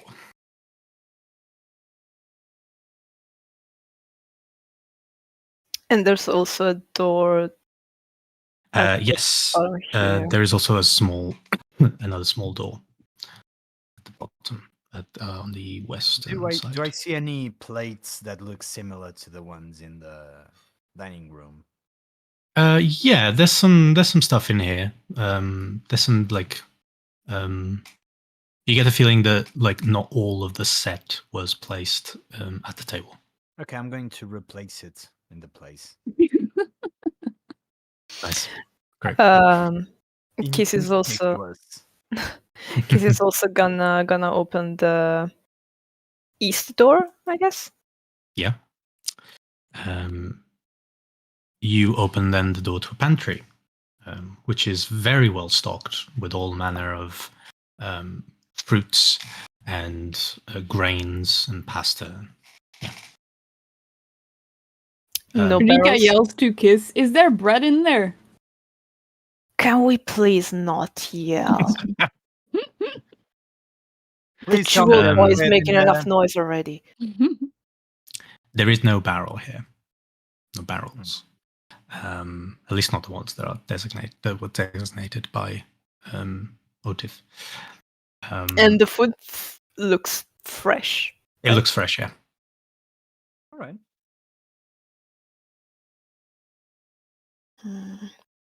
He backs out from the place, leaves the door open.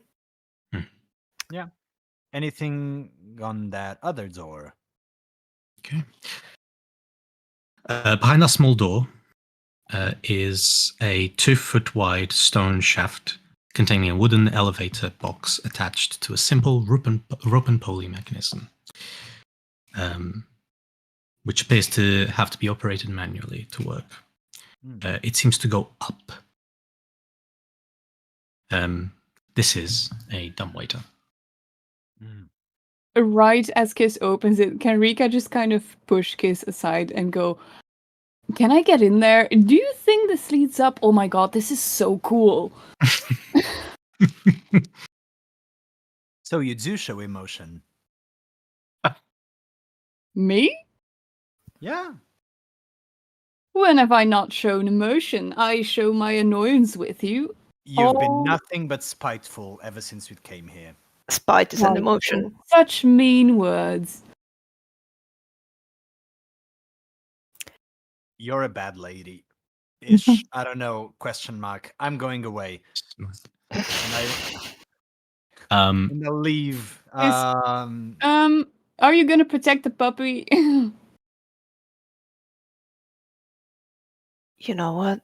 If the puppy walks into danger, the puppy dies. It's no. Oh no. It took us 2.5 hours for this to happen. We're splitting the party immediately. 250 gold pieces are not enough for me to babysit the guy. Also, you're really slim. Rika, I doubt you would fit in there. She kind of sighs, really disappointed.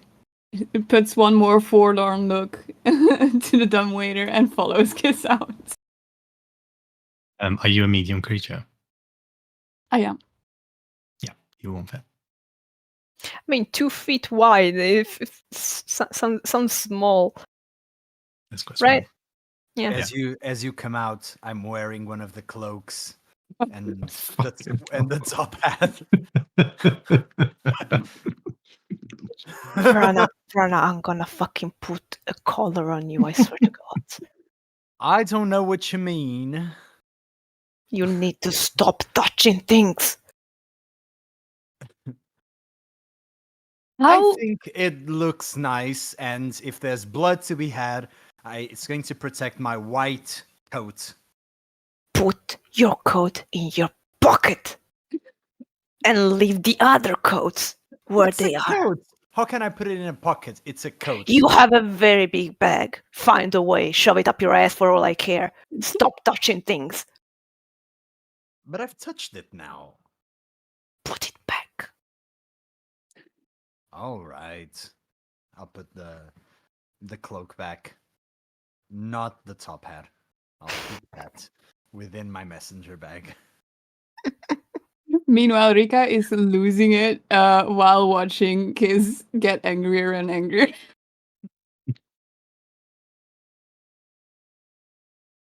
So what now? Up the stairs? Oh, there's another door. All right. And No, I'll wait. stop midway. No, I'll stop midway. wait. No. Yeah, I'll stop will midway. No. I do not trust you with your own life. I will open the door. I will be riddled with holes. I don't know. I will be the shield for once. Yes, that's quite a wise thing to be. Yeah, I don't trust you not to die as soon as someone nasty looks in your direction. Yeah, neither do I. I almost died to rats yesterday, so... Rats. And then she makes eye contact with Kiss, like, are you for real? To his defense, there were very big rats. Like magically enhanced rats kind of deal. To his defense. Yeah. Big rats. Have you ever thought big rats? Like you? Also, to his defense, I did die to a spider. Very big spider. And he owes me his life. Very smug about that, huh? Yeah. Yeah. I'll need to get something back from that. Someday. Right. It's a miracle you've made it this far. Anyway, Rika kind That's what my of mother used to say. Oh god. Jesus. uh, Rika opens the door, great. but she does it very slowly and she listens as she goes. Does she notice anything? No, you don't hear anything out of the ordinary here. You walk into a wood-paneled room that looks like a hunter's den. Mounted above the fireplace is a stag's head, and positioned around the outskirts of the room are 3 stuffed wolves. 2 padded chairs draped in animal furs face the earth, with an oak table between them supporting a cask of wine, 2 carved wooden goblets, a pipe rack, and a candelabra. A chandelier hangs above the cloth-covered table, surrounded by 4 chairs. 2 cabinets stand against the walls.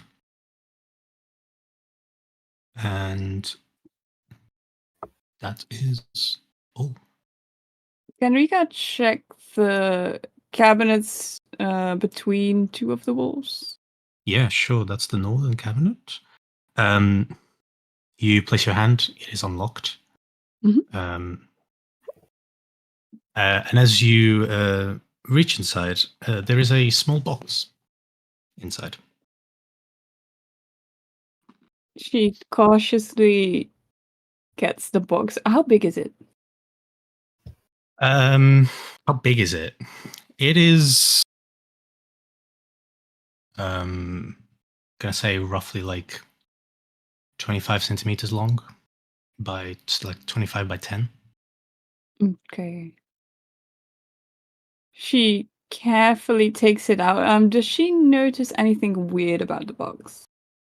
No, it's just a very simple wooden box. Okay, she This- immediately opens it. Great. Inside, there is sort of an assortment of wine glasses at the top.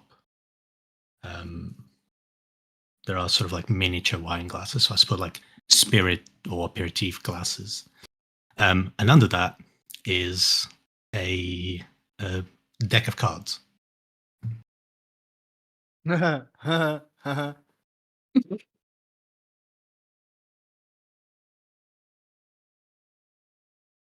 Well, why would a deck of cards be with glasses?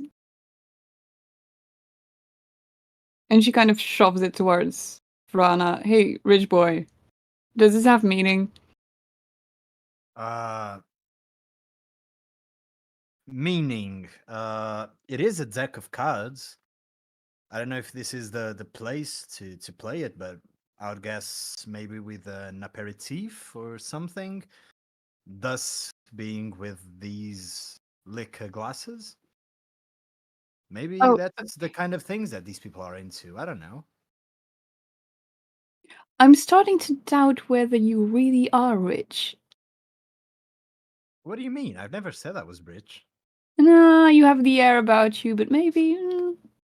Nope, I'm fully working class, lady. Sure, sure.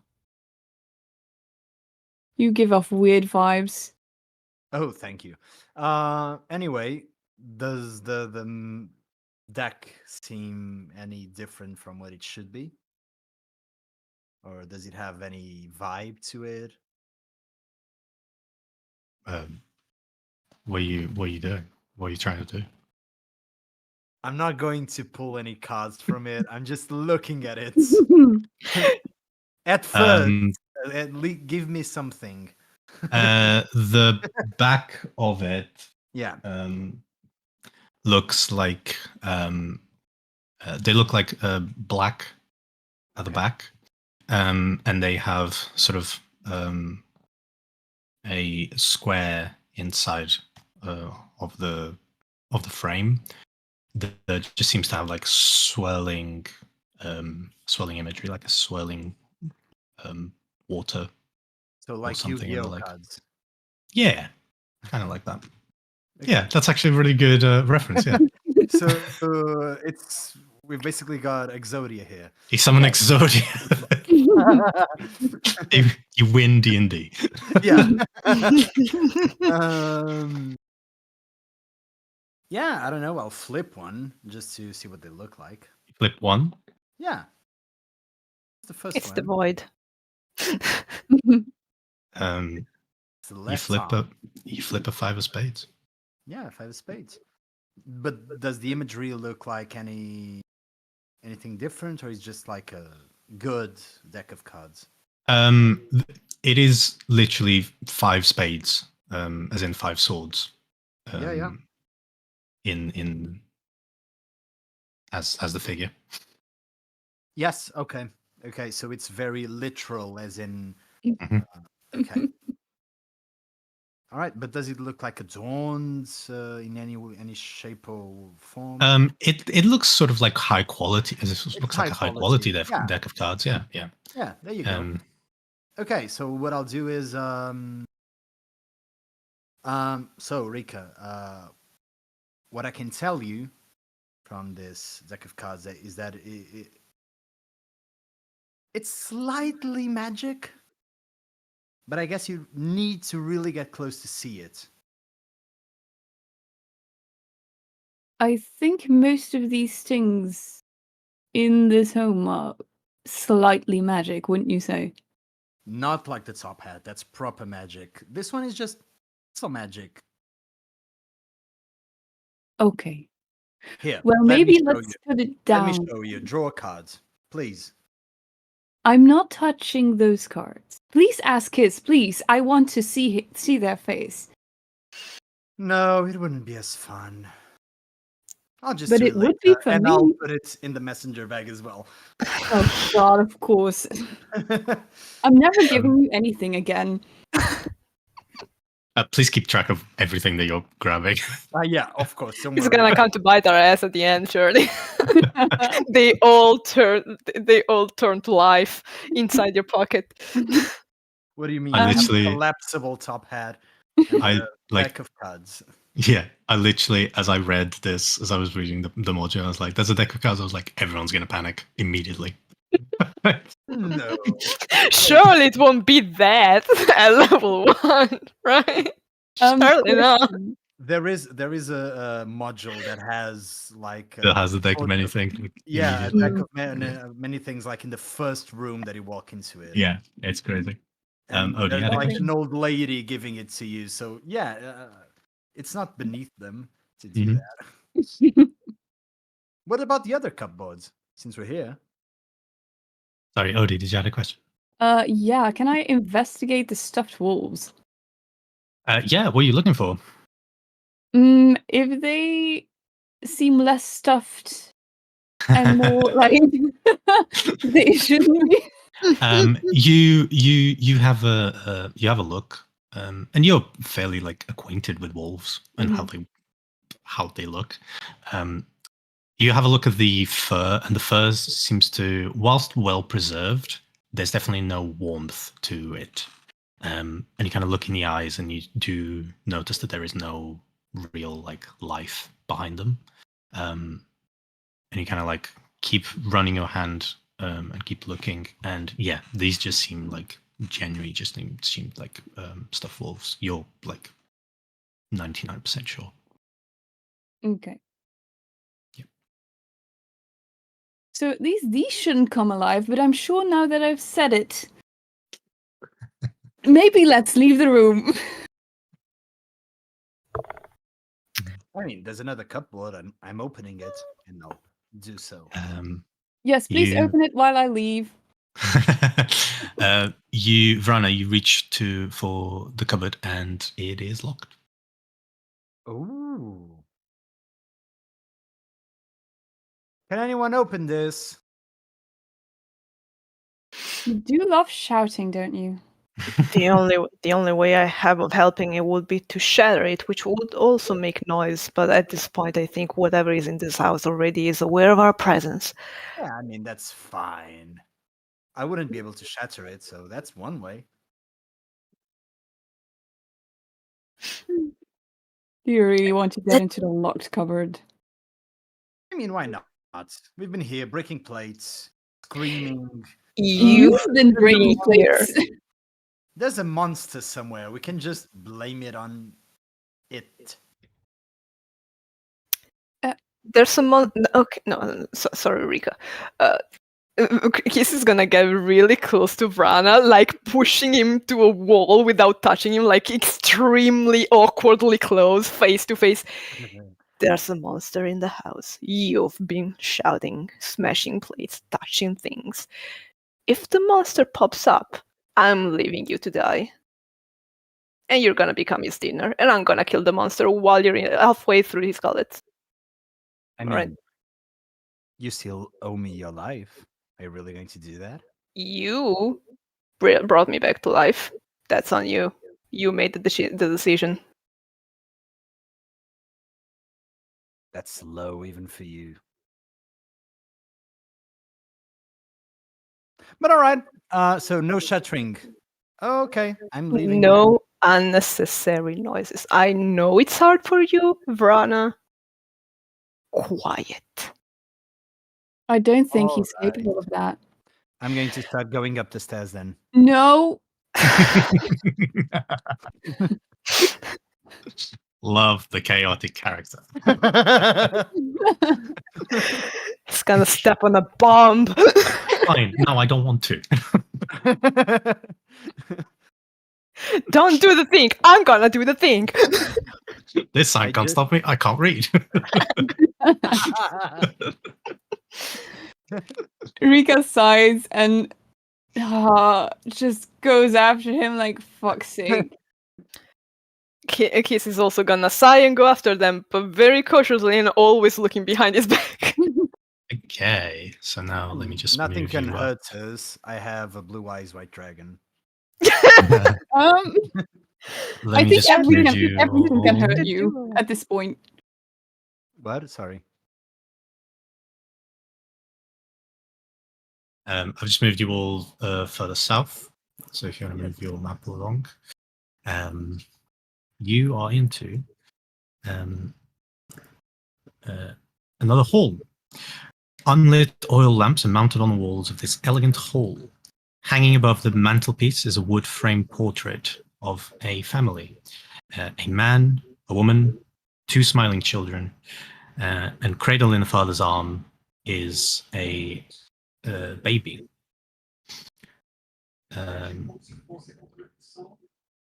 Standing suits of armor flank wooden doors in the east and west walls. Each suit of armor clutches a spear and has a visored helm shaped like a wolf's head.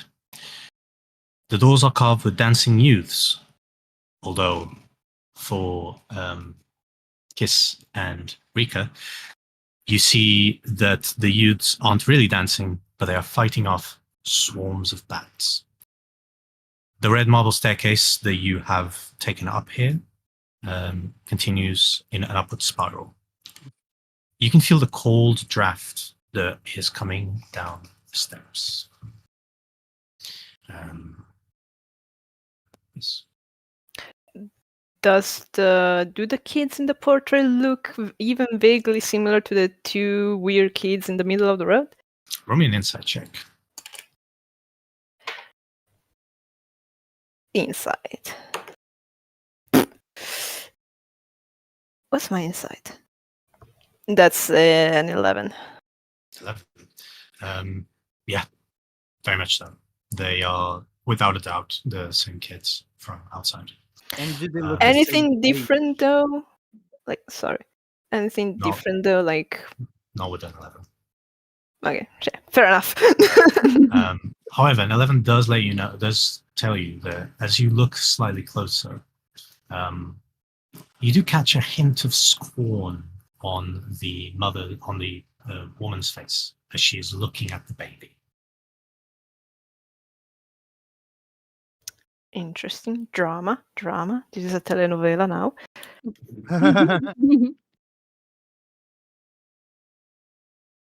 Oh, I can't move the bit of icon. Scorn, you said. The icon. Oh, sorry. Maybe we'll do that. There you go. Oh, yeah, you might be trapped on walls. Hang on. Ah, okay. There you go. Should be able now. So I suppose they weren't lying. Alfonso, you had a question, sorry. You said a bit of scorn. Yes, there is definitely a hint of scorn on the woman's face as she's looking at the baby cradled in the Again. man's arms. And do the kids look the same age as we've just seen them? For me, an insight check. An insight. That will be. I'll let you do insight on nature for this one because that makes sense.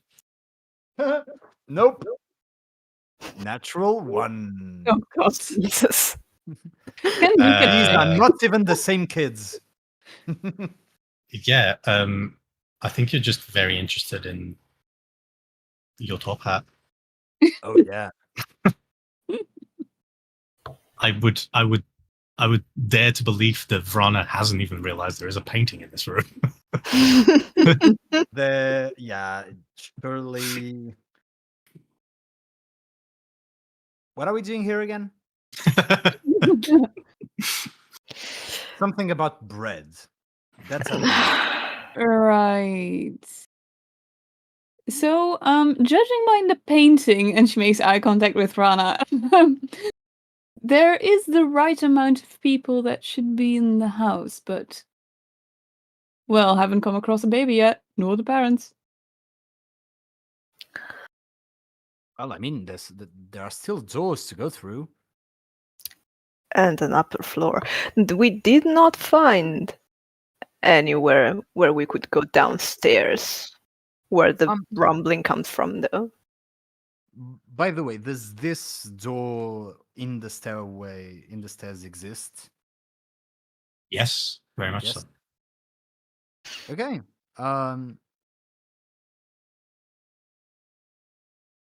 So if I'm not allowed to open cupboards, can I open at least this door, maybe?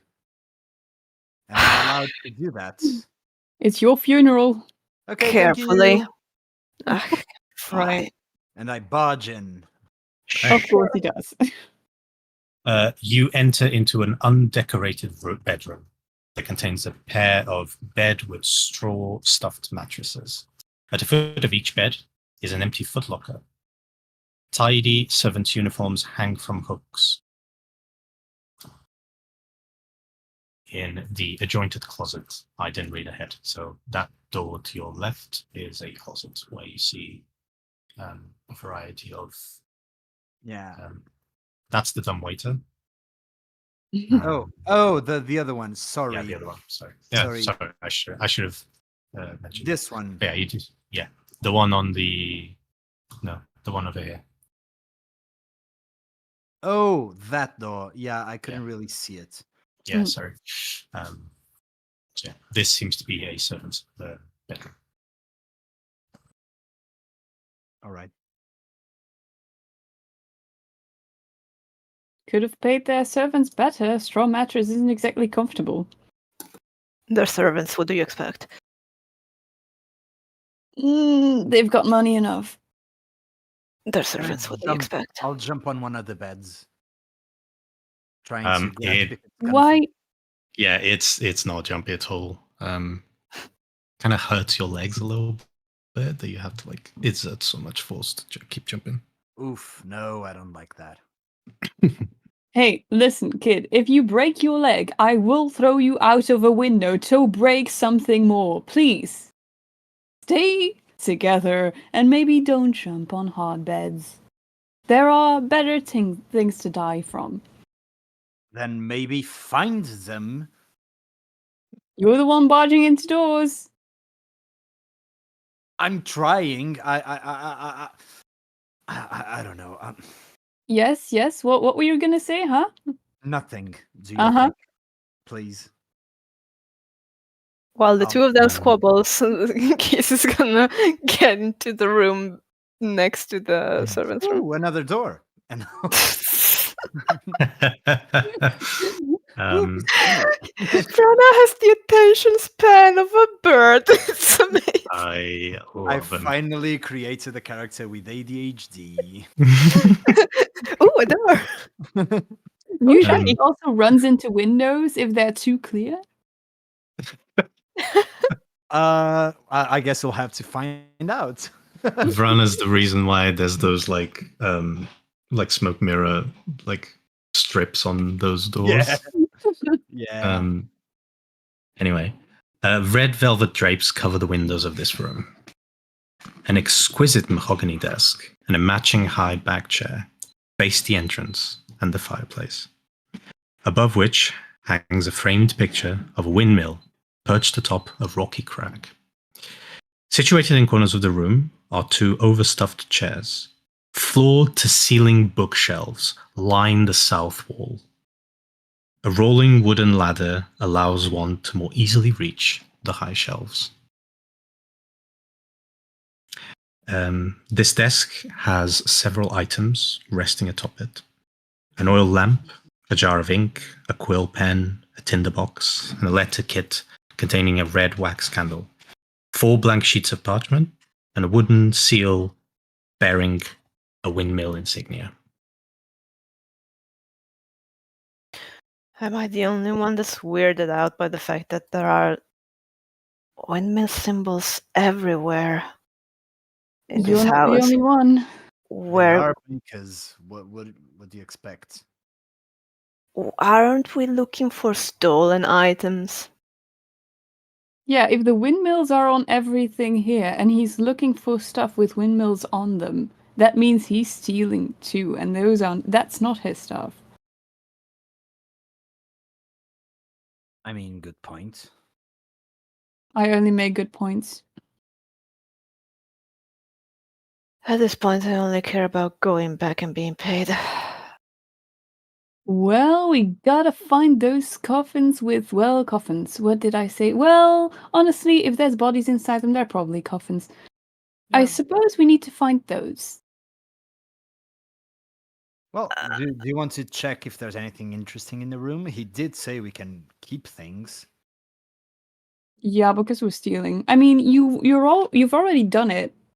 Yeah, I what's one don't more? think we can stop you. What's one more? Can I check like the whole library section? Oh, what are the other two doing? Casey's actually gonna look around the desk, like beneath, opening drawers and stuff to look for something that he is looking for a way to go down, because the kids mentioned rumbling from below the house, but there's no cellar. So he is like, they're rich people, maybe there's a secret passage or something. He's looking for something to click. Great. Enrica, what are you doing? I've opened the other door and I'm trying to investigate the suits of armor that are outside. Do I see anything special? Okay, so I'll go, Rika, I'll go with you first. The suits of armor seem to be well preserved, like everything in this house. They seem to be high quality.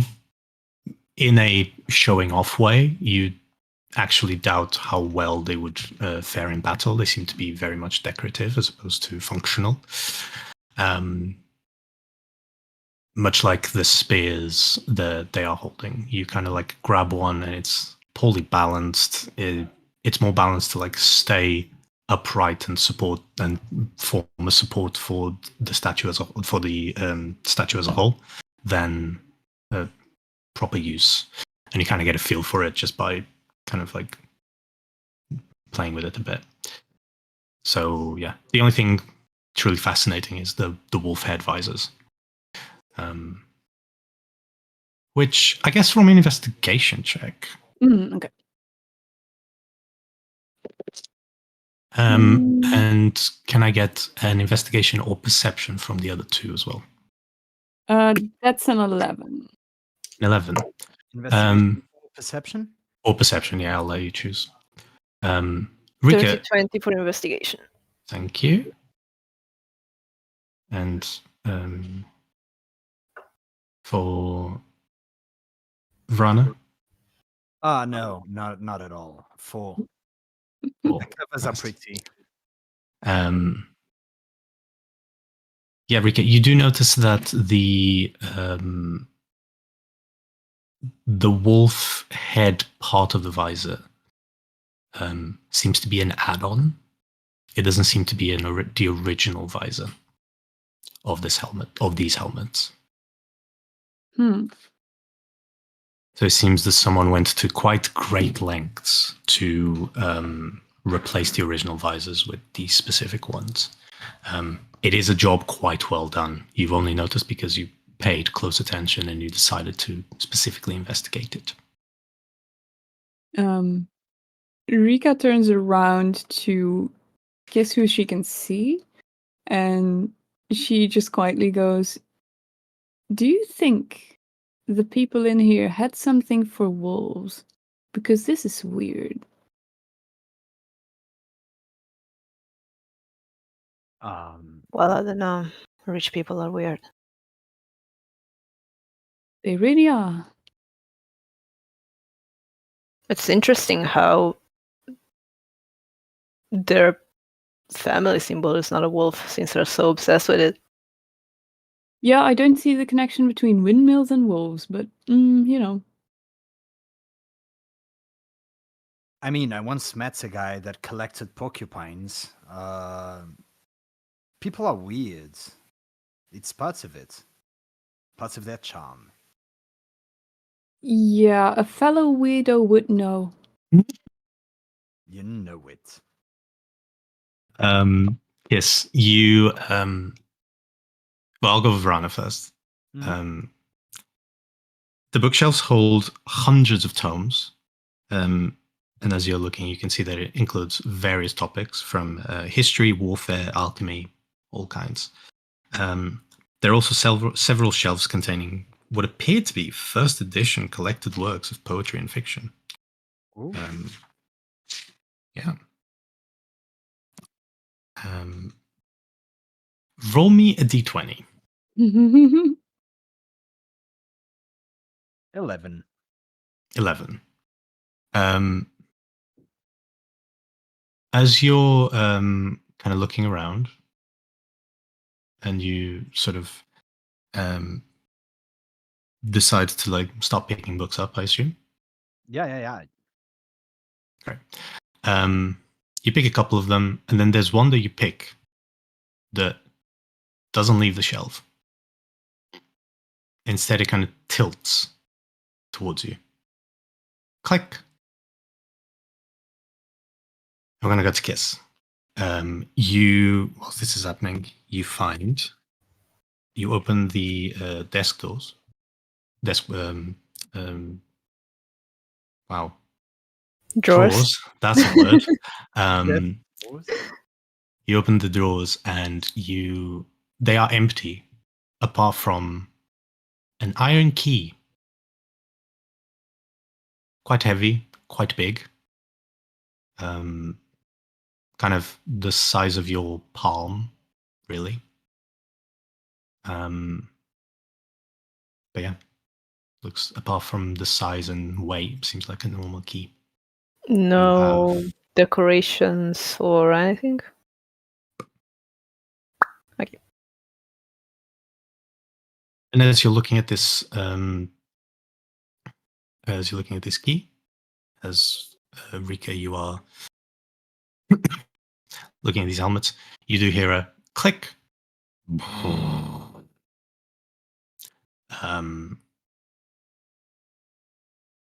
The bookshelf starts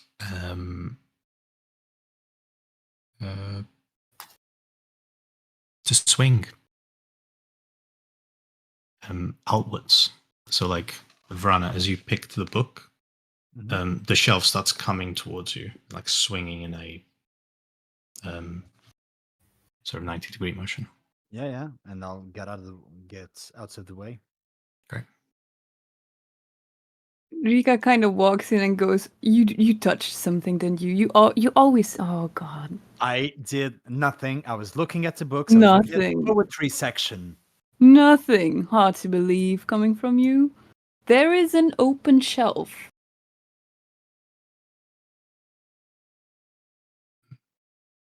Care to explain how you haven't touched things?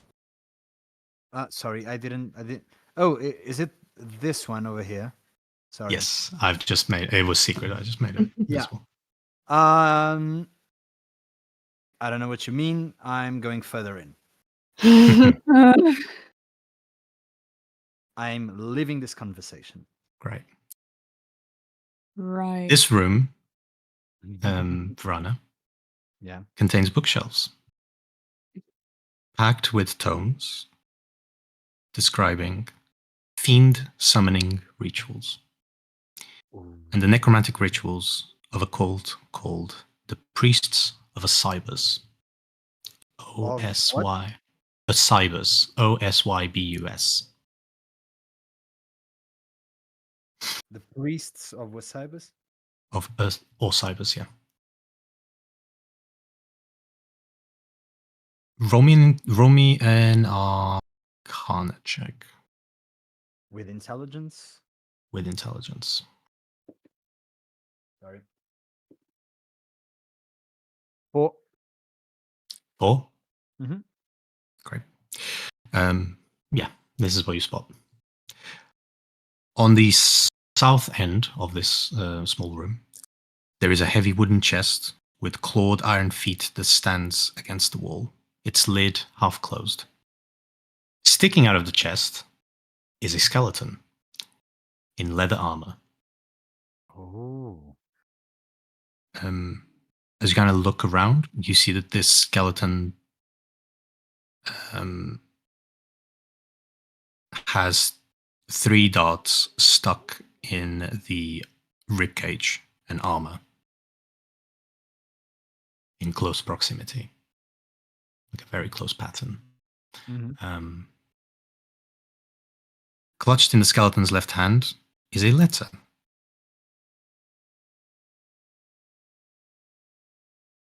Hey, Kiss, this looks right up your alley. Yeah, sorry, it's quite, yeah, I'll let you pass. Go. Keith is actually gonna like wrap one arm around Vrana's shoulder Mhm. and turn his head towards the skeleton. That is what happens when you touch things. Now go. Well, when I touch things, I happen to find things, which is what happens. Find the wrong thing and you become like this. Funnily enough, I think I found the key to open that chest. Oh, it is open, though. Is it open? The chest is Open, open. open, open. Okay. But I bet that guy would have loved to find it Yep. first. Indeed. Keith is gonna step right in the doorframe, and they're gonna examine the floor to see if there are maybe pressure plates on the floor. You have a close look, and Yes. doesn't seem to be any pressure plates. Then he's gonna get close to the dead guy and shove the skeleton aside to see what's inside the chest. Great. As you open the chest proper, you do notice that at the back of the lid there is what you recognize as being a dart shooting mechanism, which seems to be inoperational. Inside the chest, you see 3 books with black leather covers, 3 scrolls rolled up,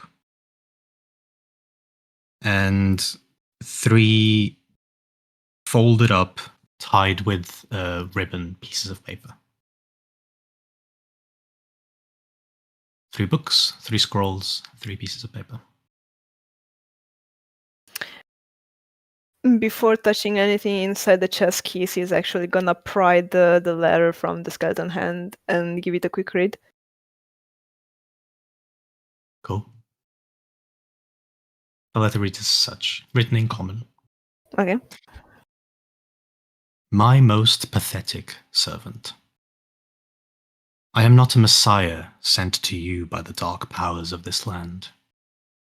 I have not come to lead you on a path to immortality.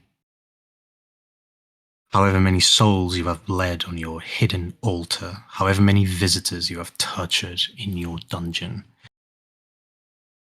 know that you are not the ones who brought me to this beautiful land. You are but worms writhing in my earth. You say that you are cursed, your fortune spent. You abandoned love for madness, took solace in the bosom of another woman, and seared a stillborn son. Cursed by darkness? Of that I have no doubt. Save you from your wretchedness? I think not. I much prefer you as you are. Your dread lord and master, Strahd von Zarevich. Kiss. I need you to roll me a charisma saving throw. Oh boy.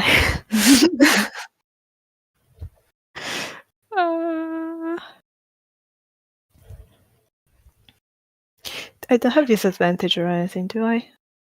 Okay. No, you just don't have. Yeah. It's a 10. It's a 10. There is something about the mention of that name that sends a shiver down your spine. And instinctively makes you tilt your head to the side and crack your neck.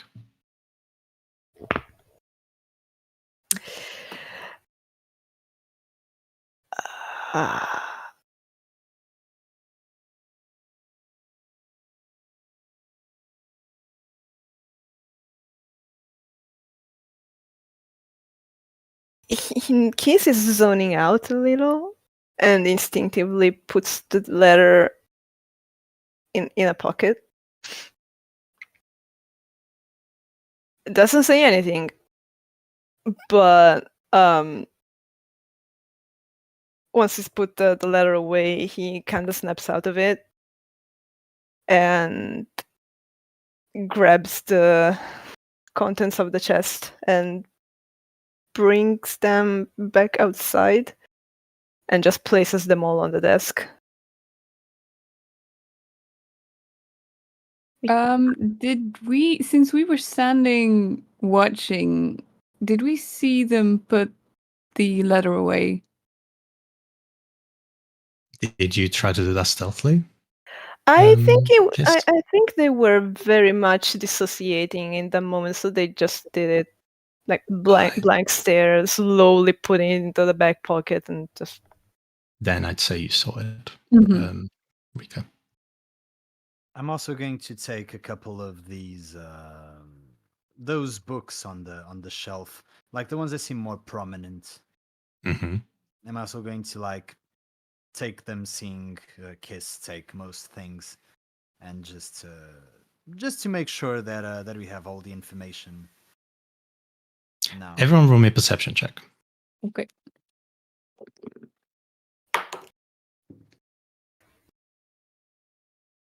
it's a 17. 18. 17, Well- 18, 12. As you're kind of gathering the materials, you all hear kind of like a rumbling sound. Almost the sound of like grinding stone coming from sort of this.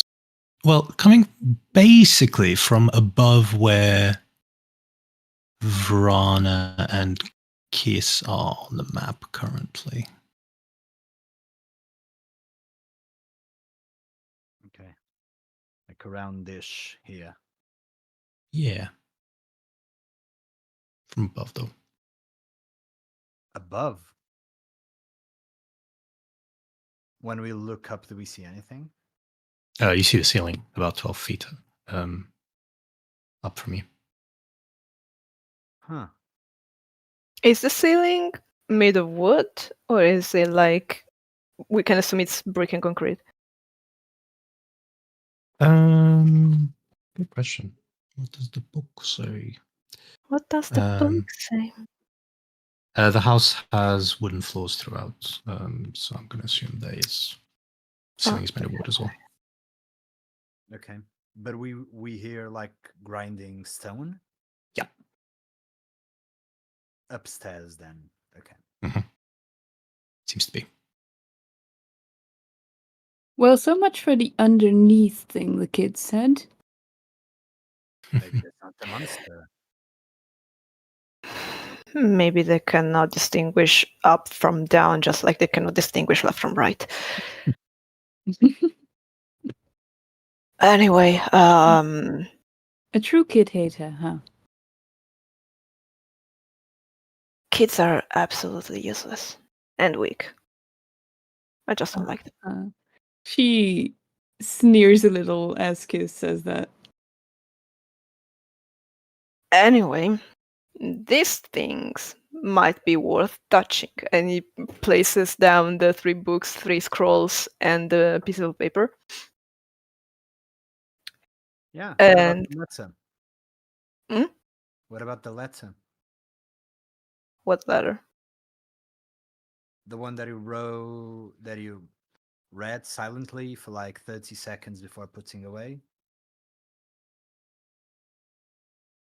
Everything is information, Kiss. Just put it on top. Don't worry about it. No, we're worrying about it. What was in the Of letter? course I'll worry about it. What do you mean don't worry about it? It was the pompous monologue of a probably rich person belittling its servants. See, but you're being awfully secretive about it. So, you wouldn't mind giving that letter over, would you?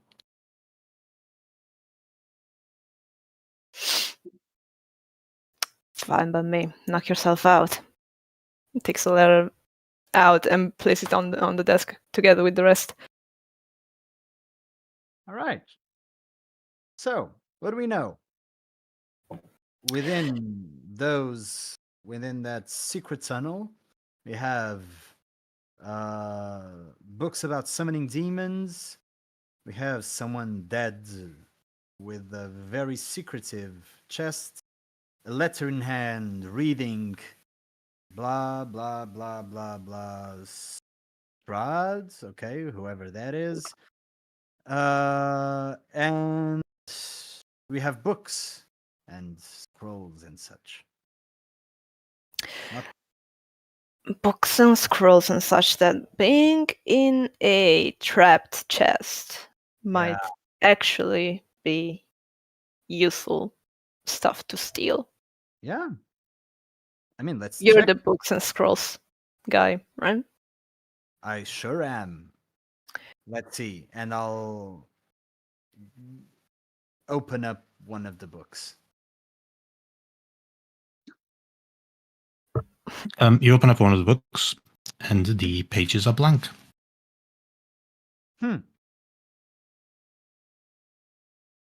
So I guess these are notebooks or something.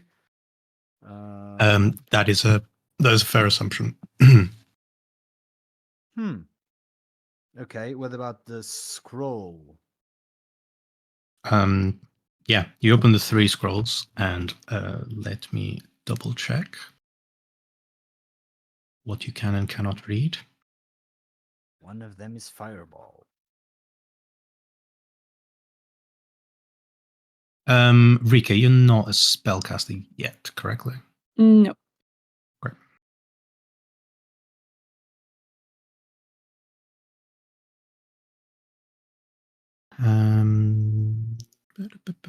Sorry.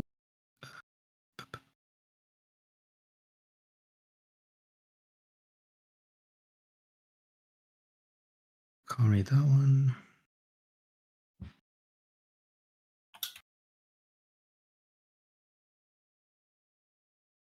Can't read that one.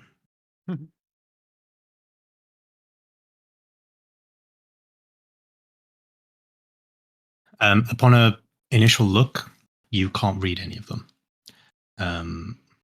I will allow an Arcana check using an Intelligence Arcana check. So roll 3 of them, 1 per book, 1 per scroll. Okay, first one is a 7, second one is a 4, third one is a 16. Okay, 16. The first 2, completely intelligible. With a 16, you can read this one spell scroll that seems to be pointed at these individuals that you've heard about who seem to have a devotion to an entity so strong that they are able to perform magical feats. And this spell speaks of summoning strange items that float in the air like weapons. But is it a spell or? It is a spell. You think that it says something along the lines of spiritual weapon.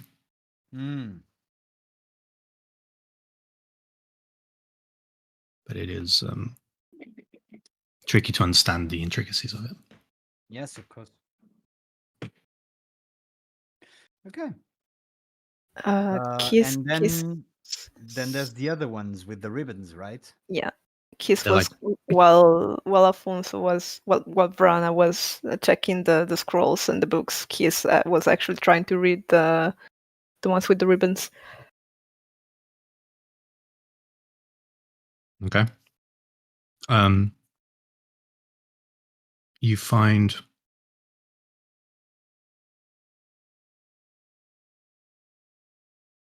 so there's 3 the 3 pieces of paper are all written by sort of the same hand. One of them is a will to a house. The other one is a will, is a deed. So there's a deed to a house, a deed to a windmill, and the other one is a signed will. The will is signed by Gustav and Elizabeth Durst and bequeaths the house, the windmill, and all other family property to Rosavalda and Thornbull Dust in the event of their death.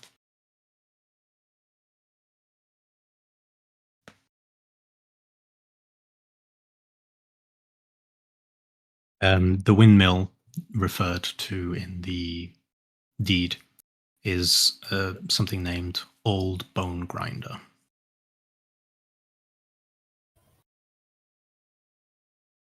So, kids, what do these fancy letters say? They kind of just confirm that the of the kids lived in this house. One is a whale. I suppose they'll be needing that sooner rather than later, judging by how empty this house is. Yeah, but why do you think only to Thorn and Rose? What about the Yeah, other there was a third one. What about the other one? Is he excluded from it?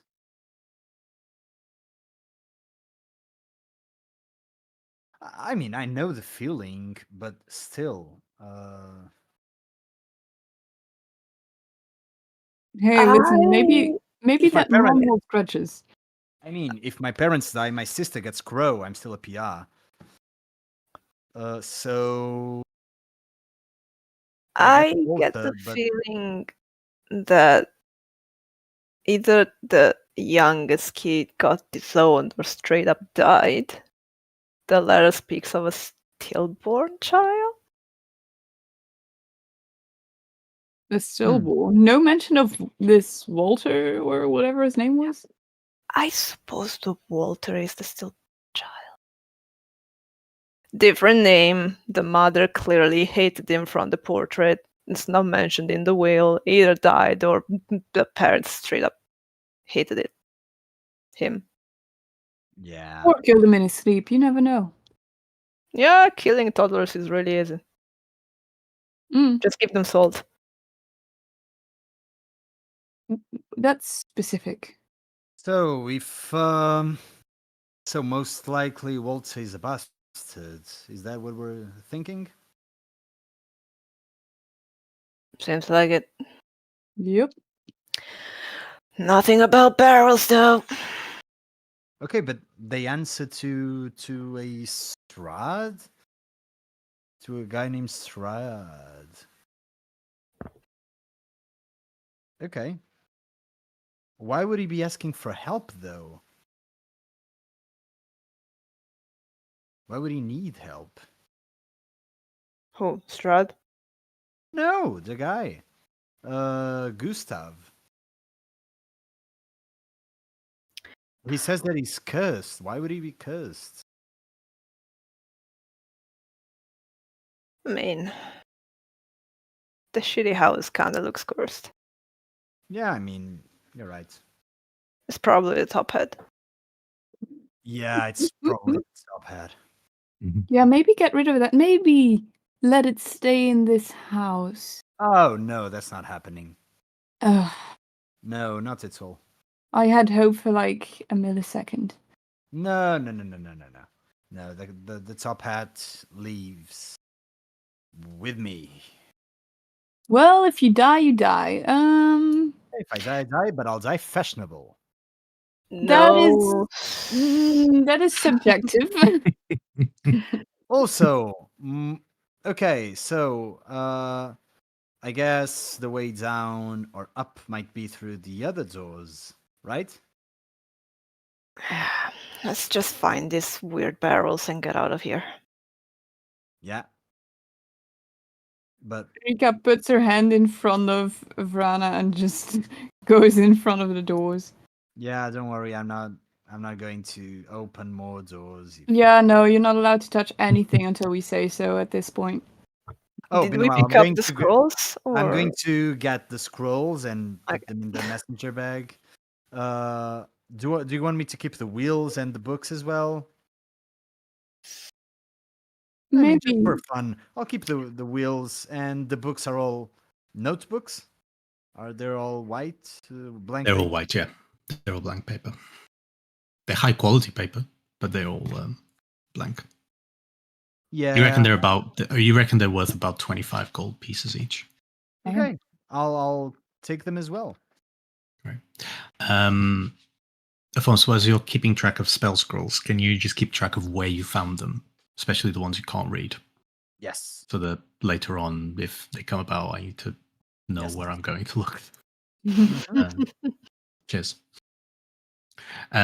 Rika, as you open that door, gossamer drapes cover the windows of this elegantly appointed hall, which has a brass-plated chandelier hanging from the ceiling. Upholstered chairs line the walls, and stained glass wall hangings depict beautiful men, women, and children singing and playing instruments. A harpsichord with a bench rests in the northwest corner. Near the fireplace is a large standing harp. Alabaster figurines of well-dressed dancers adorn the mantelpiece.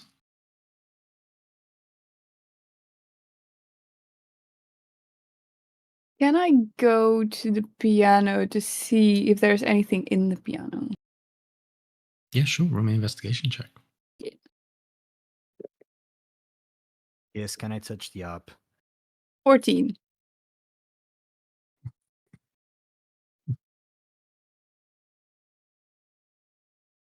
Kiss? Can I please touch the harp? Not the strings, please. Okay. Don't play the harp. And I'm going to just approach. You didn't Like, think that your Curse of Strahd campaign was going to be a fucking like Babysit the NPC wizard. Yeah, babysit quest. Keith is gonna slowly unfurl his whip from the side of his belt. Um, In case. Rika, what did you get? 14. Yeah, Yeah. 14. You open up the piano and you look at the keys, and it just seems to be a high quality instrument. There doesn't seem to be anything inside of it. Yeah, it's well preserved. Yeah, all good. She slowly closes it back up and then looks a little confused. Huh.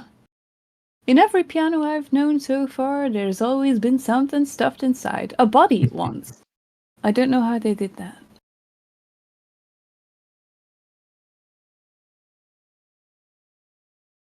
I mean, Well, technically the keys are made of bones, so it's part of a body.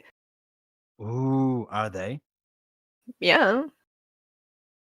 metal? Please don't take the keys. I know you're thinking about it. No. Rika, Uh, can I play the up? No. You are expressly forbidden from playing the harp. If you want to play the harp, I am now threatening you with bodily harm, and I will. Rana's like asking the dad and then asking the mom to see if he can get different results. what did Dad say? Dad said no. Then it's no.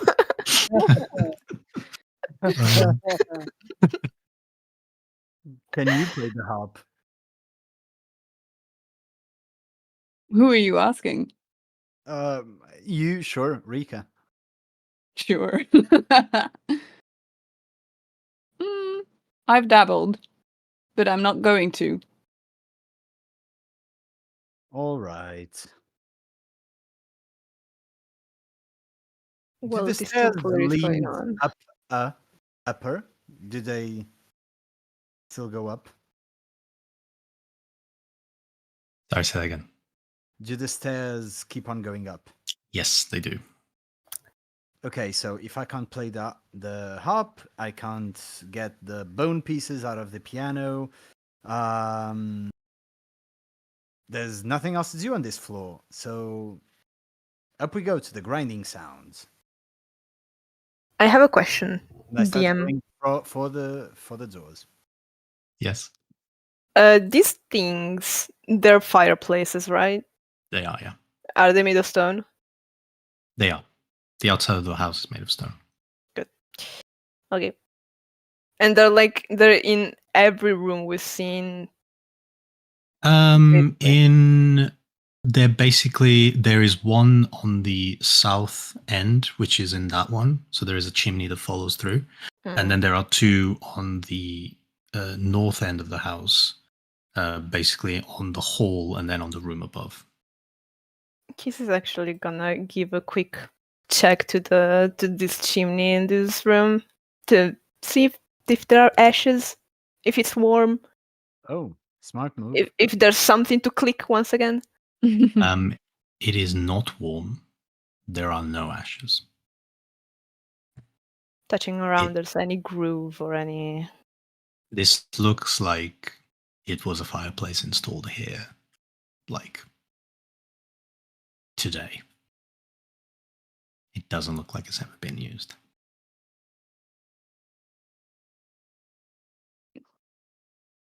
There's no char marks. There's nothing. It's a new, pristine fireplace. Creepy. You'd think for people's entertainment, people would want to be in a warm room. I am getting the feeling that no one has ever lived here. Which is weird because we have found letters and stuff, but this kind of feels like, well, I don't want to say a fake house, but yeah, And it feels like a replica of a house. Yeah. Like a dollhouse, right? Yeah, exactly. Yeah, I get that feeling as well. Well, you are stealing things from the dollhouse, though, so if you get cursed, that is your fault. Yeah, also, my parents would never allow me to play with my sister's dollhouse, so that's kind of what's happening here as well. I think playing with real dollhouses was a little less lethal. Well, you don't know my sister very well. Vrana, once we get what we're here to get and we get paid, I promise I'm gonna buy you a doll. But don't stop touching things. Stop stealing things that are not useful.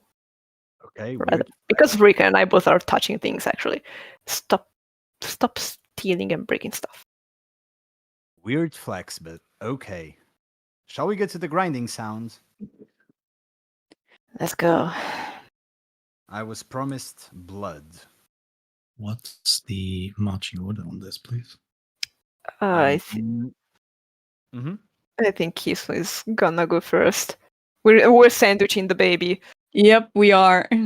Like when you're riding bikes and the dad goes on front, the baby stays in the middle and the mom is right behind. There you go.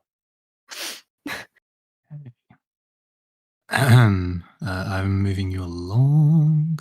Hang on. Then Rika. Oh, jeez. Hang on.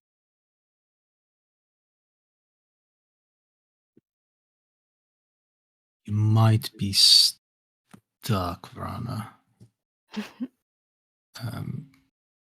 Let me put you on Oh, half the I'm square. okay. Yeah, there we go. That works. Cool. So, where are we? Yes, there.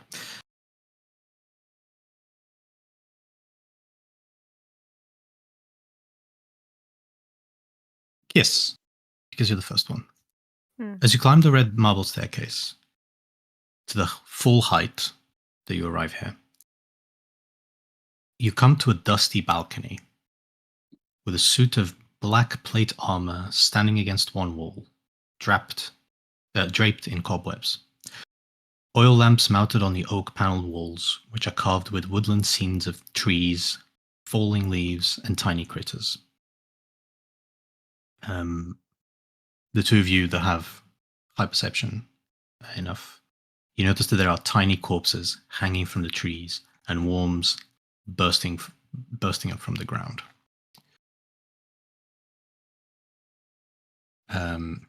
Kiss, as you move up into the balcony,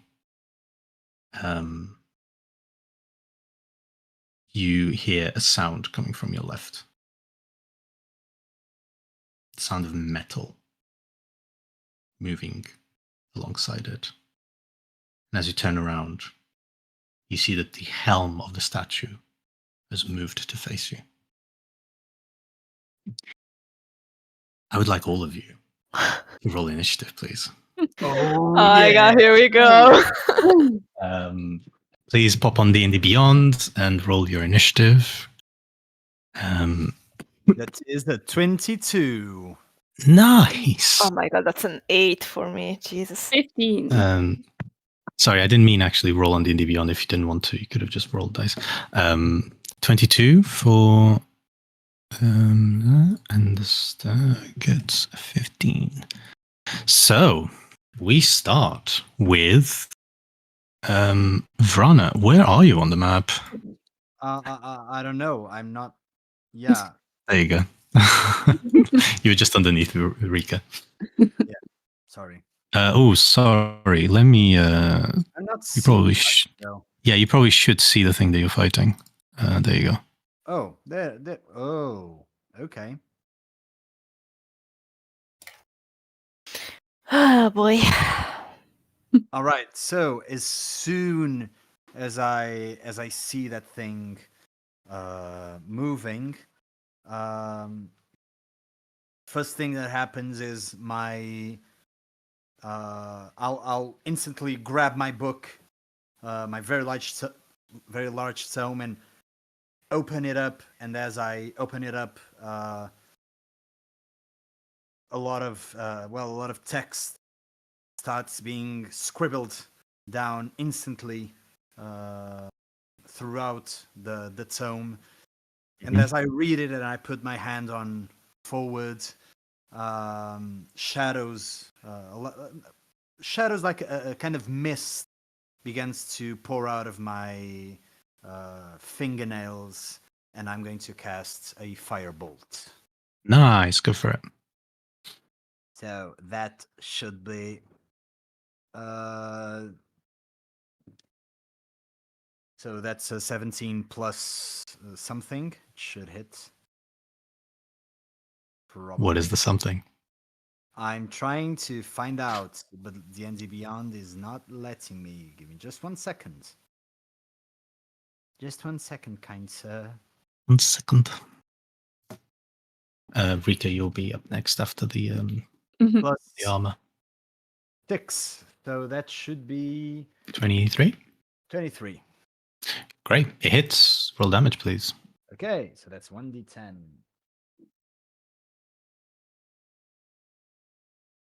A 3.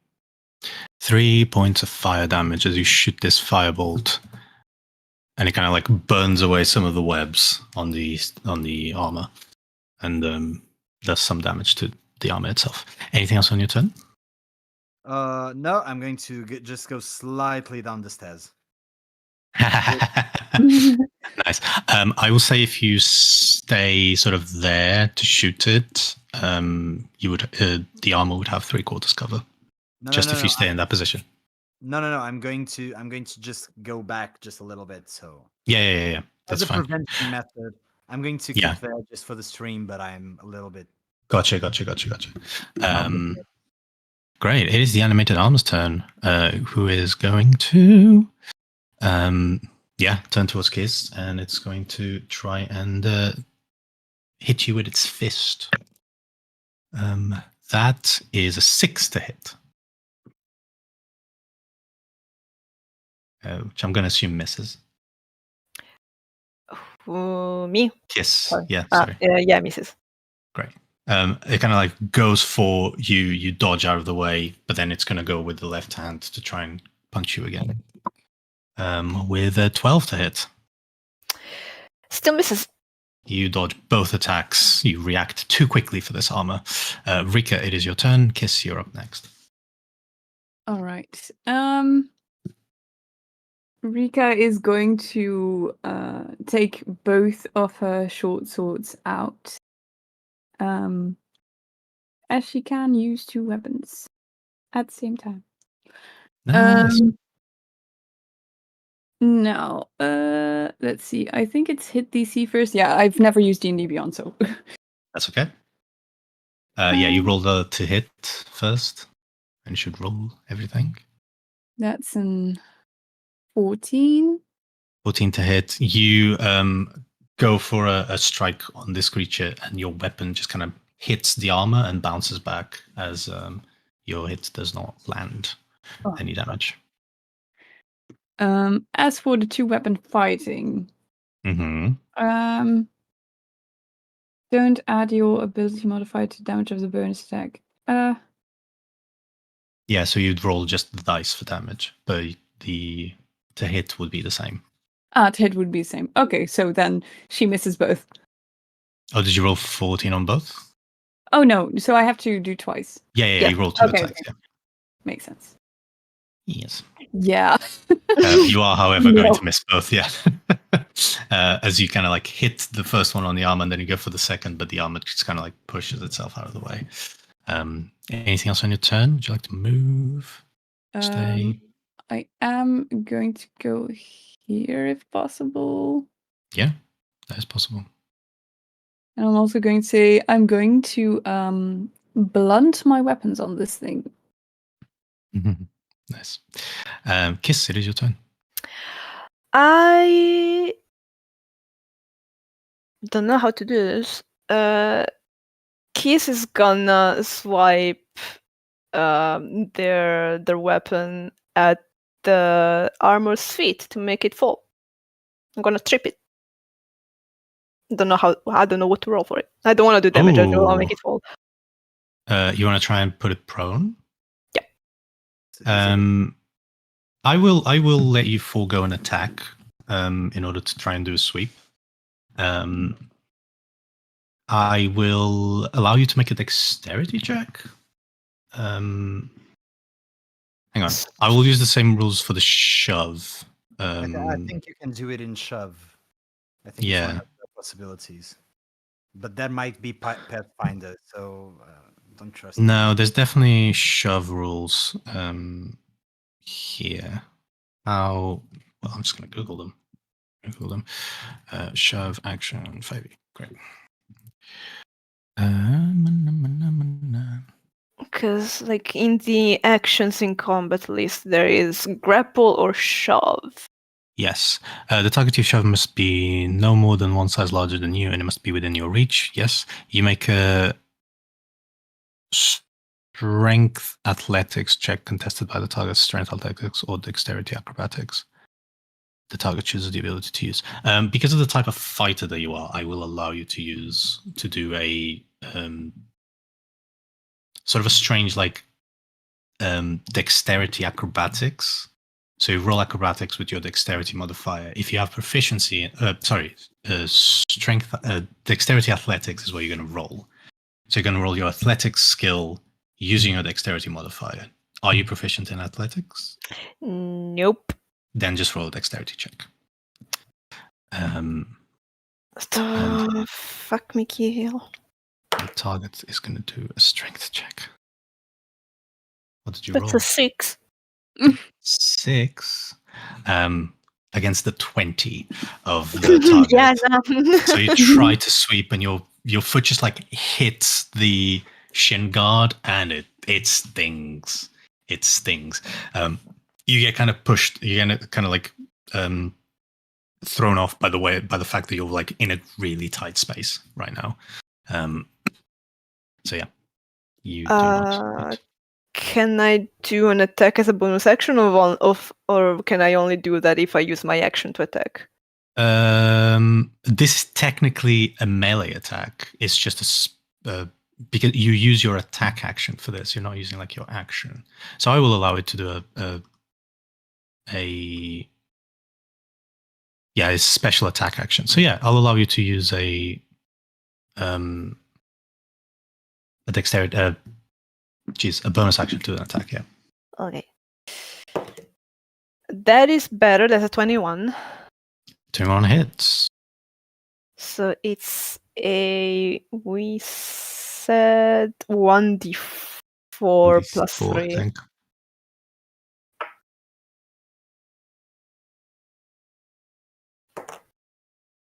Verana, you're up next. Do you also add the plus 3 or just the d4? Because of your weapon, yes, you do add it, but it's just it's less damage on dice, but you still add the. Then it's 6 points of slashing damage. Nice. Yeah, you go low to try and knock it, and then just as you're coming back up, you swipe your double-bladed scimitar, chinning some of the armor. So yeah, did some damage. Does it look like it gets as much damage as it should? Yeah. Okay. It's a normal impact. Yeah, for sure. Anything else on your turn? Not really. Great. Vrana, we're down to you. Yeah, with my hands still pointing towards it, where my fingernails kind of still blazing a little bit. It's just going to start charging again, and I'll chuck another firebolt at him. I'll get closer to get a better angle. Nice. And I'll chuck another firebolt. Go for it. So that is a 19. 19 does hit. It hits. So it's a total of 4. 4 hit points. Nice. Yeah, just kind of as the double-bladed scimitar comes up, just gets blasted by a firebolt. Great. Anything else on your turn? No, just going a little bit back down the stairs again. Great. It's going to. It's the armor's turn. Rika, you'll be next. It is going to. There's this strange thing that happens, Rika, that you see that the target turns the helmet towards you, but it's going for a punch towards Kiss as the first attack. But it is looking at you.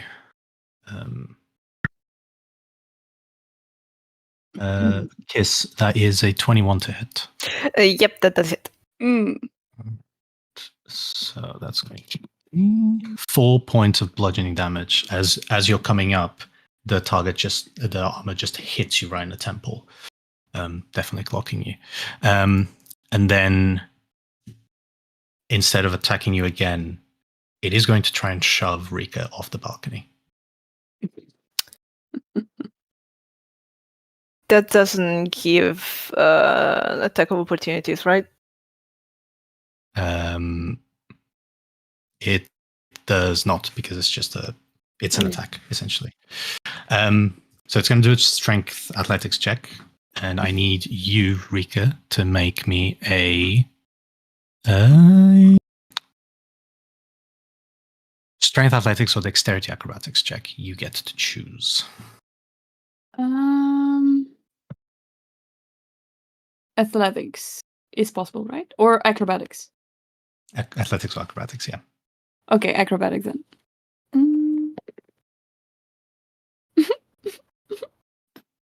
What did you roll? It's an 8. Oh It's god. an 8. This creature rolled a natural 1. Oh god. So it kind of like goes, it punches Kiss, and then it turns to you, and it just like with one hand tries to shove you, and you just kind of like somewhat fumbly just like sidestep it, so you're now like holding on to the basically the forearm guard, but yeah, the creature's like basically almost on one knee because it just kind of lost balance trying to account for the fact that Kiss is about to attack, because this is all happening at the same time. So yeah, that's it. Rika, it is your turn, speaking of which. Can I drag him with me to turn him towards me here? Oh yeah, definitely. Yeah. I'll let you like flavor that. As you move, you kind of like drag it along, so that's now showing the back to its Kiss. Yeah, it's very cool. Yeah. So I drag him along to the side now that I have him, and I make eye contact with Kiss, like, it's your go. And I'm still holding him with one hand. With the other, I do try to attack again. And I try to aim for, because it's so low now, for the join between the, what's it called? The helmet and the rest of the body. Nice. I will say that you can do both attacks. I will say that like the turning around is more like a flavor thing, but yeah. Okay, cool. So yeah, you definitely still get both your attacks. You roll these at advantage because you are flanking with Kiss. Yes. No idea how to do that in D&D Beyond. If you right click on the to hit, and then you should give you advantage or disadvantage. Right. Okay, cool. Yes. That is 1. Ugh. Oh. Yeah. Wait, that was only 1 though. So that was only 1. Yeah. Okay. Oh dear. Dear Lord. So the first attack misses as it kind of makes sense because you're kind of like dragging it along and trying to attack, but then you're going to go for a second attack. So roll 2 more dice. Try and hit. 2 more dice, right? Yeah. To hit? To hit, yeah.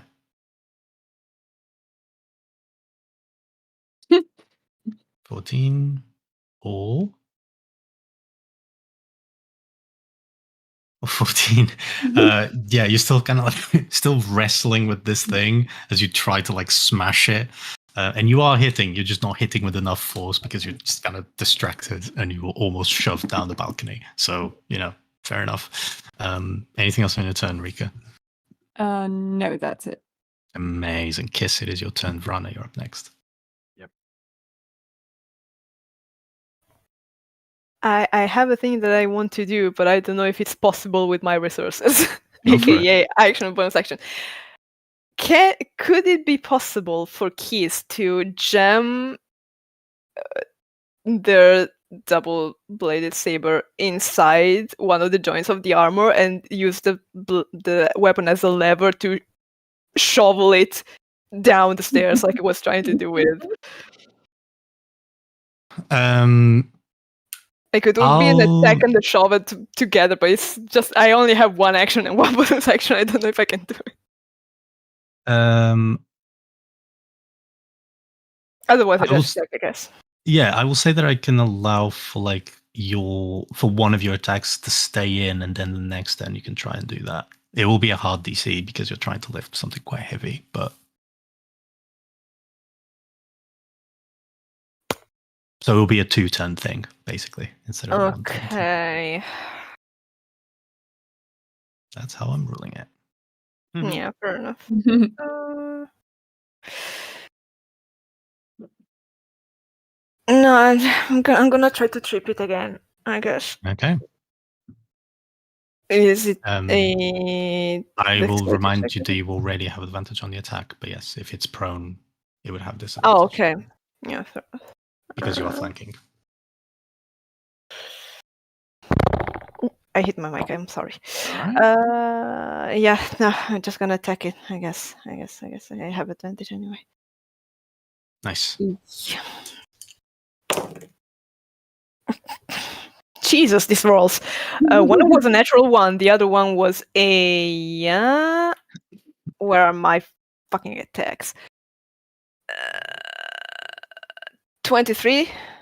23 hits. So it's Oh, 2d4. That's a 7 points of slashing damage. Nice. And Kiss is gonna do their usual thing of like going with the flow to bring up the second blade of the weapon and attack again. Nice. Which is another 23.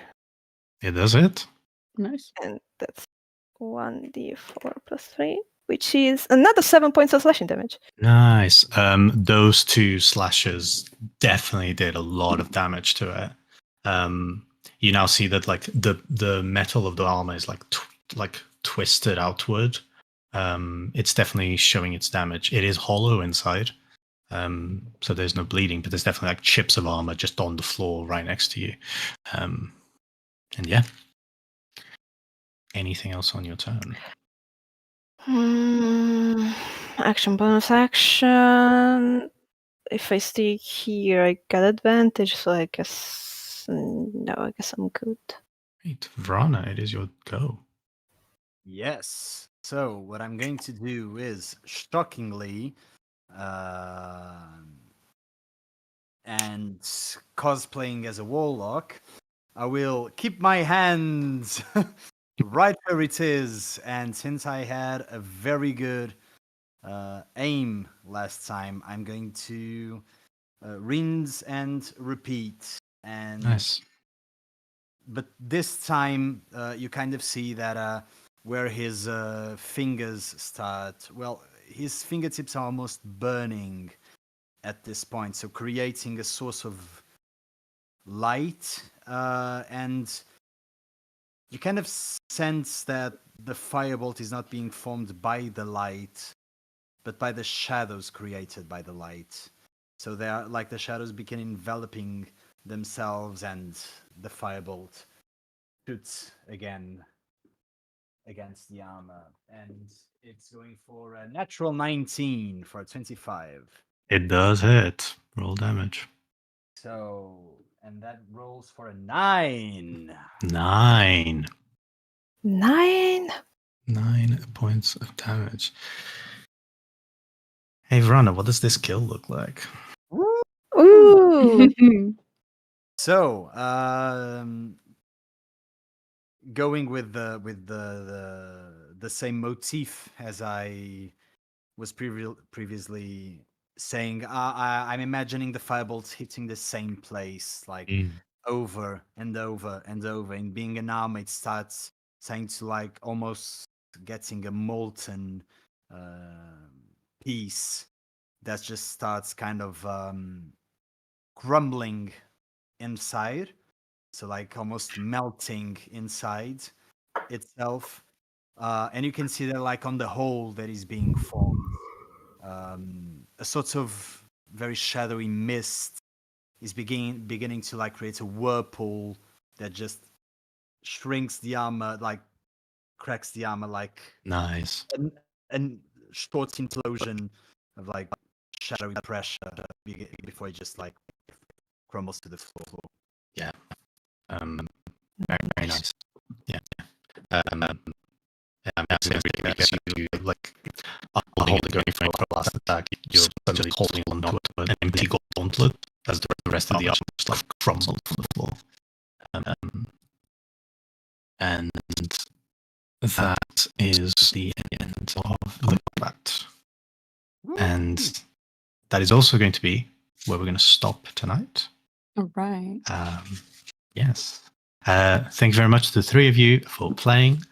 And thank you very much for everyone out there listening and watching.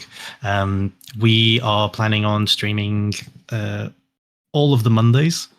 So around 7:30. So yeah, if you're around, we'd love to have you as we go through the Death House and eventually Curse of Strahd. Thank you very much for watching and see you soon.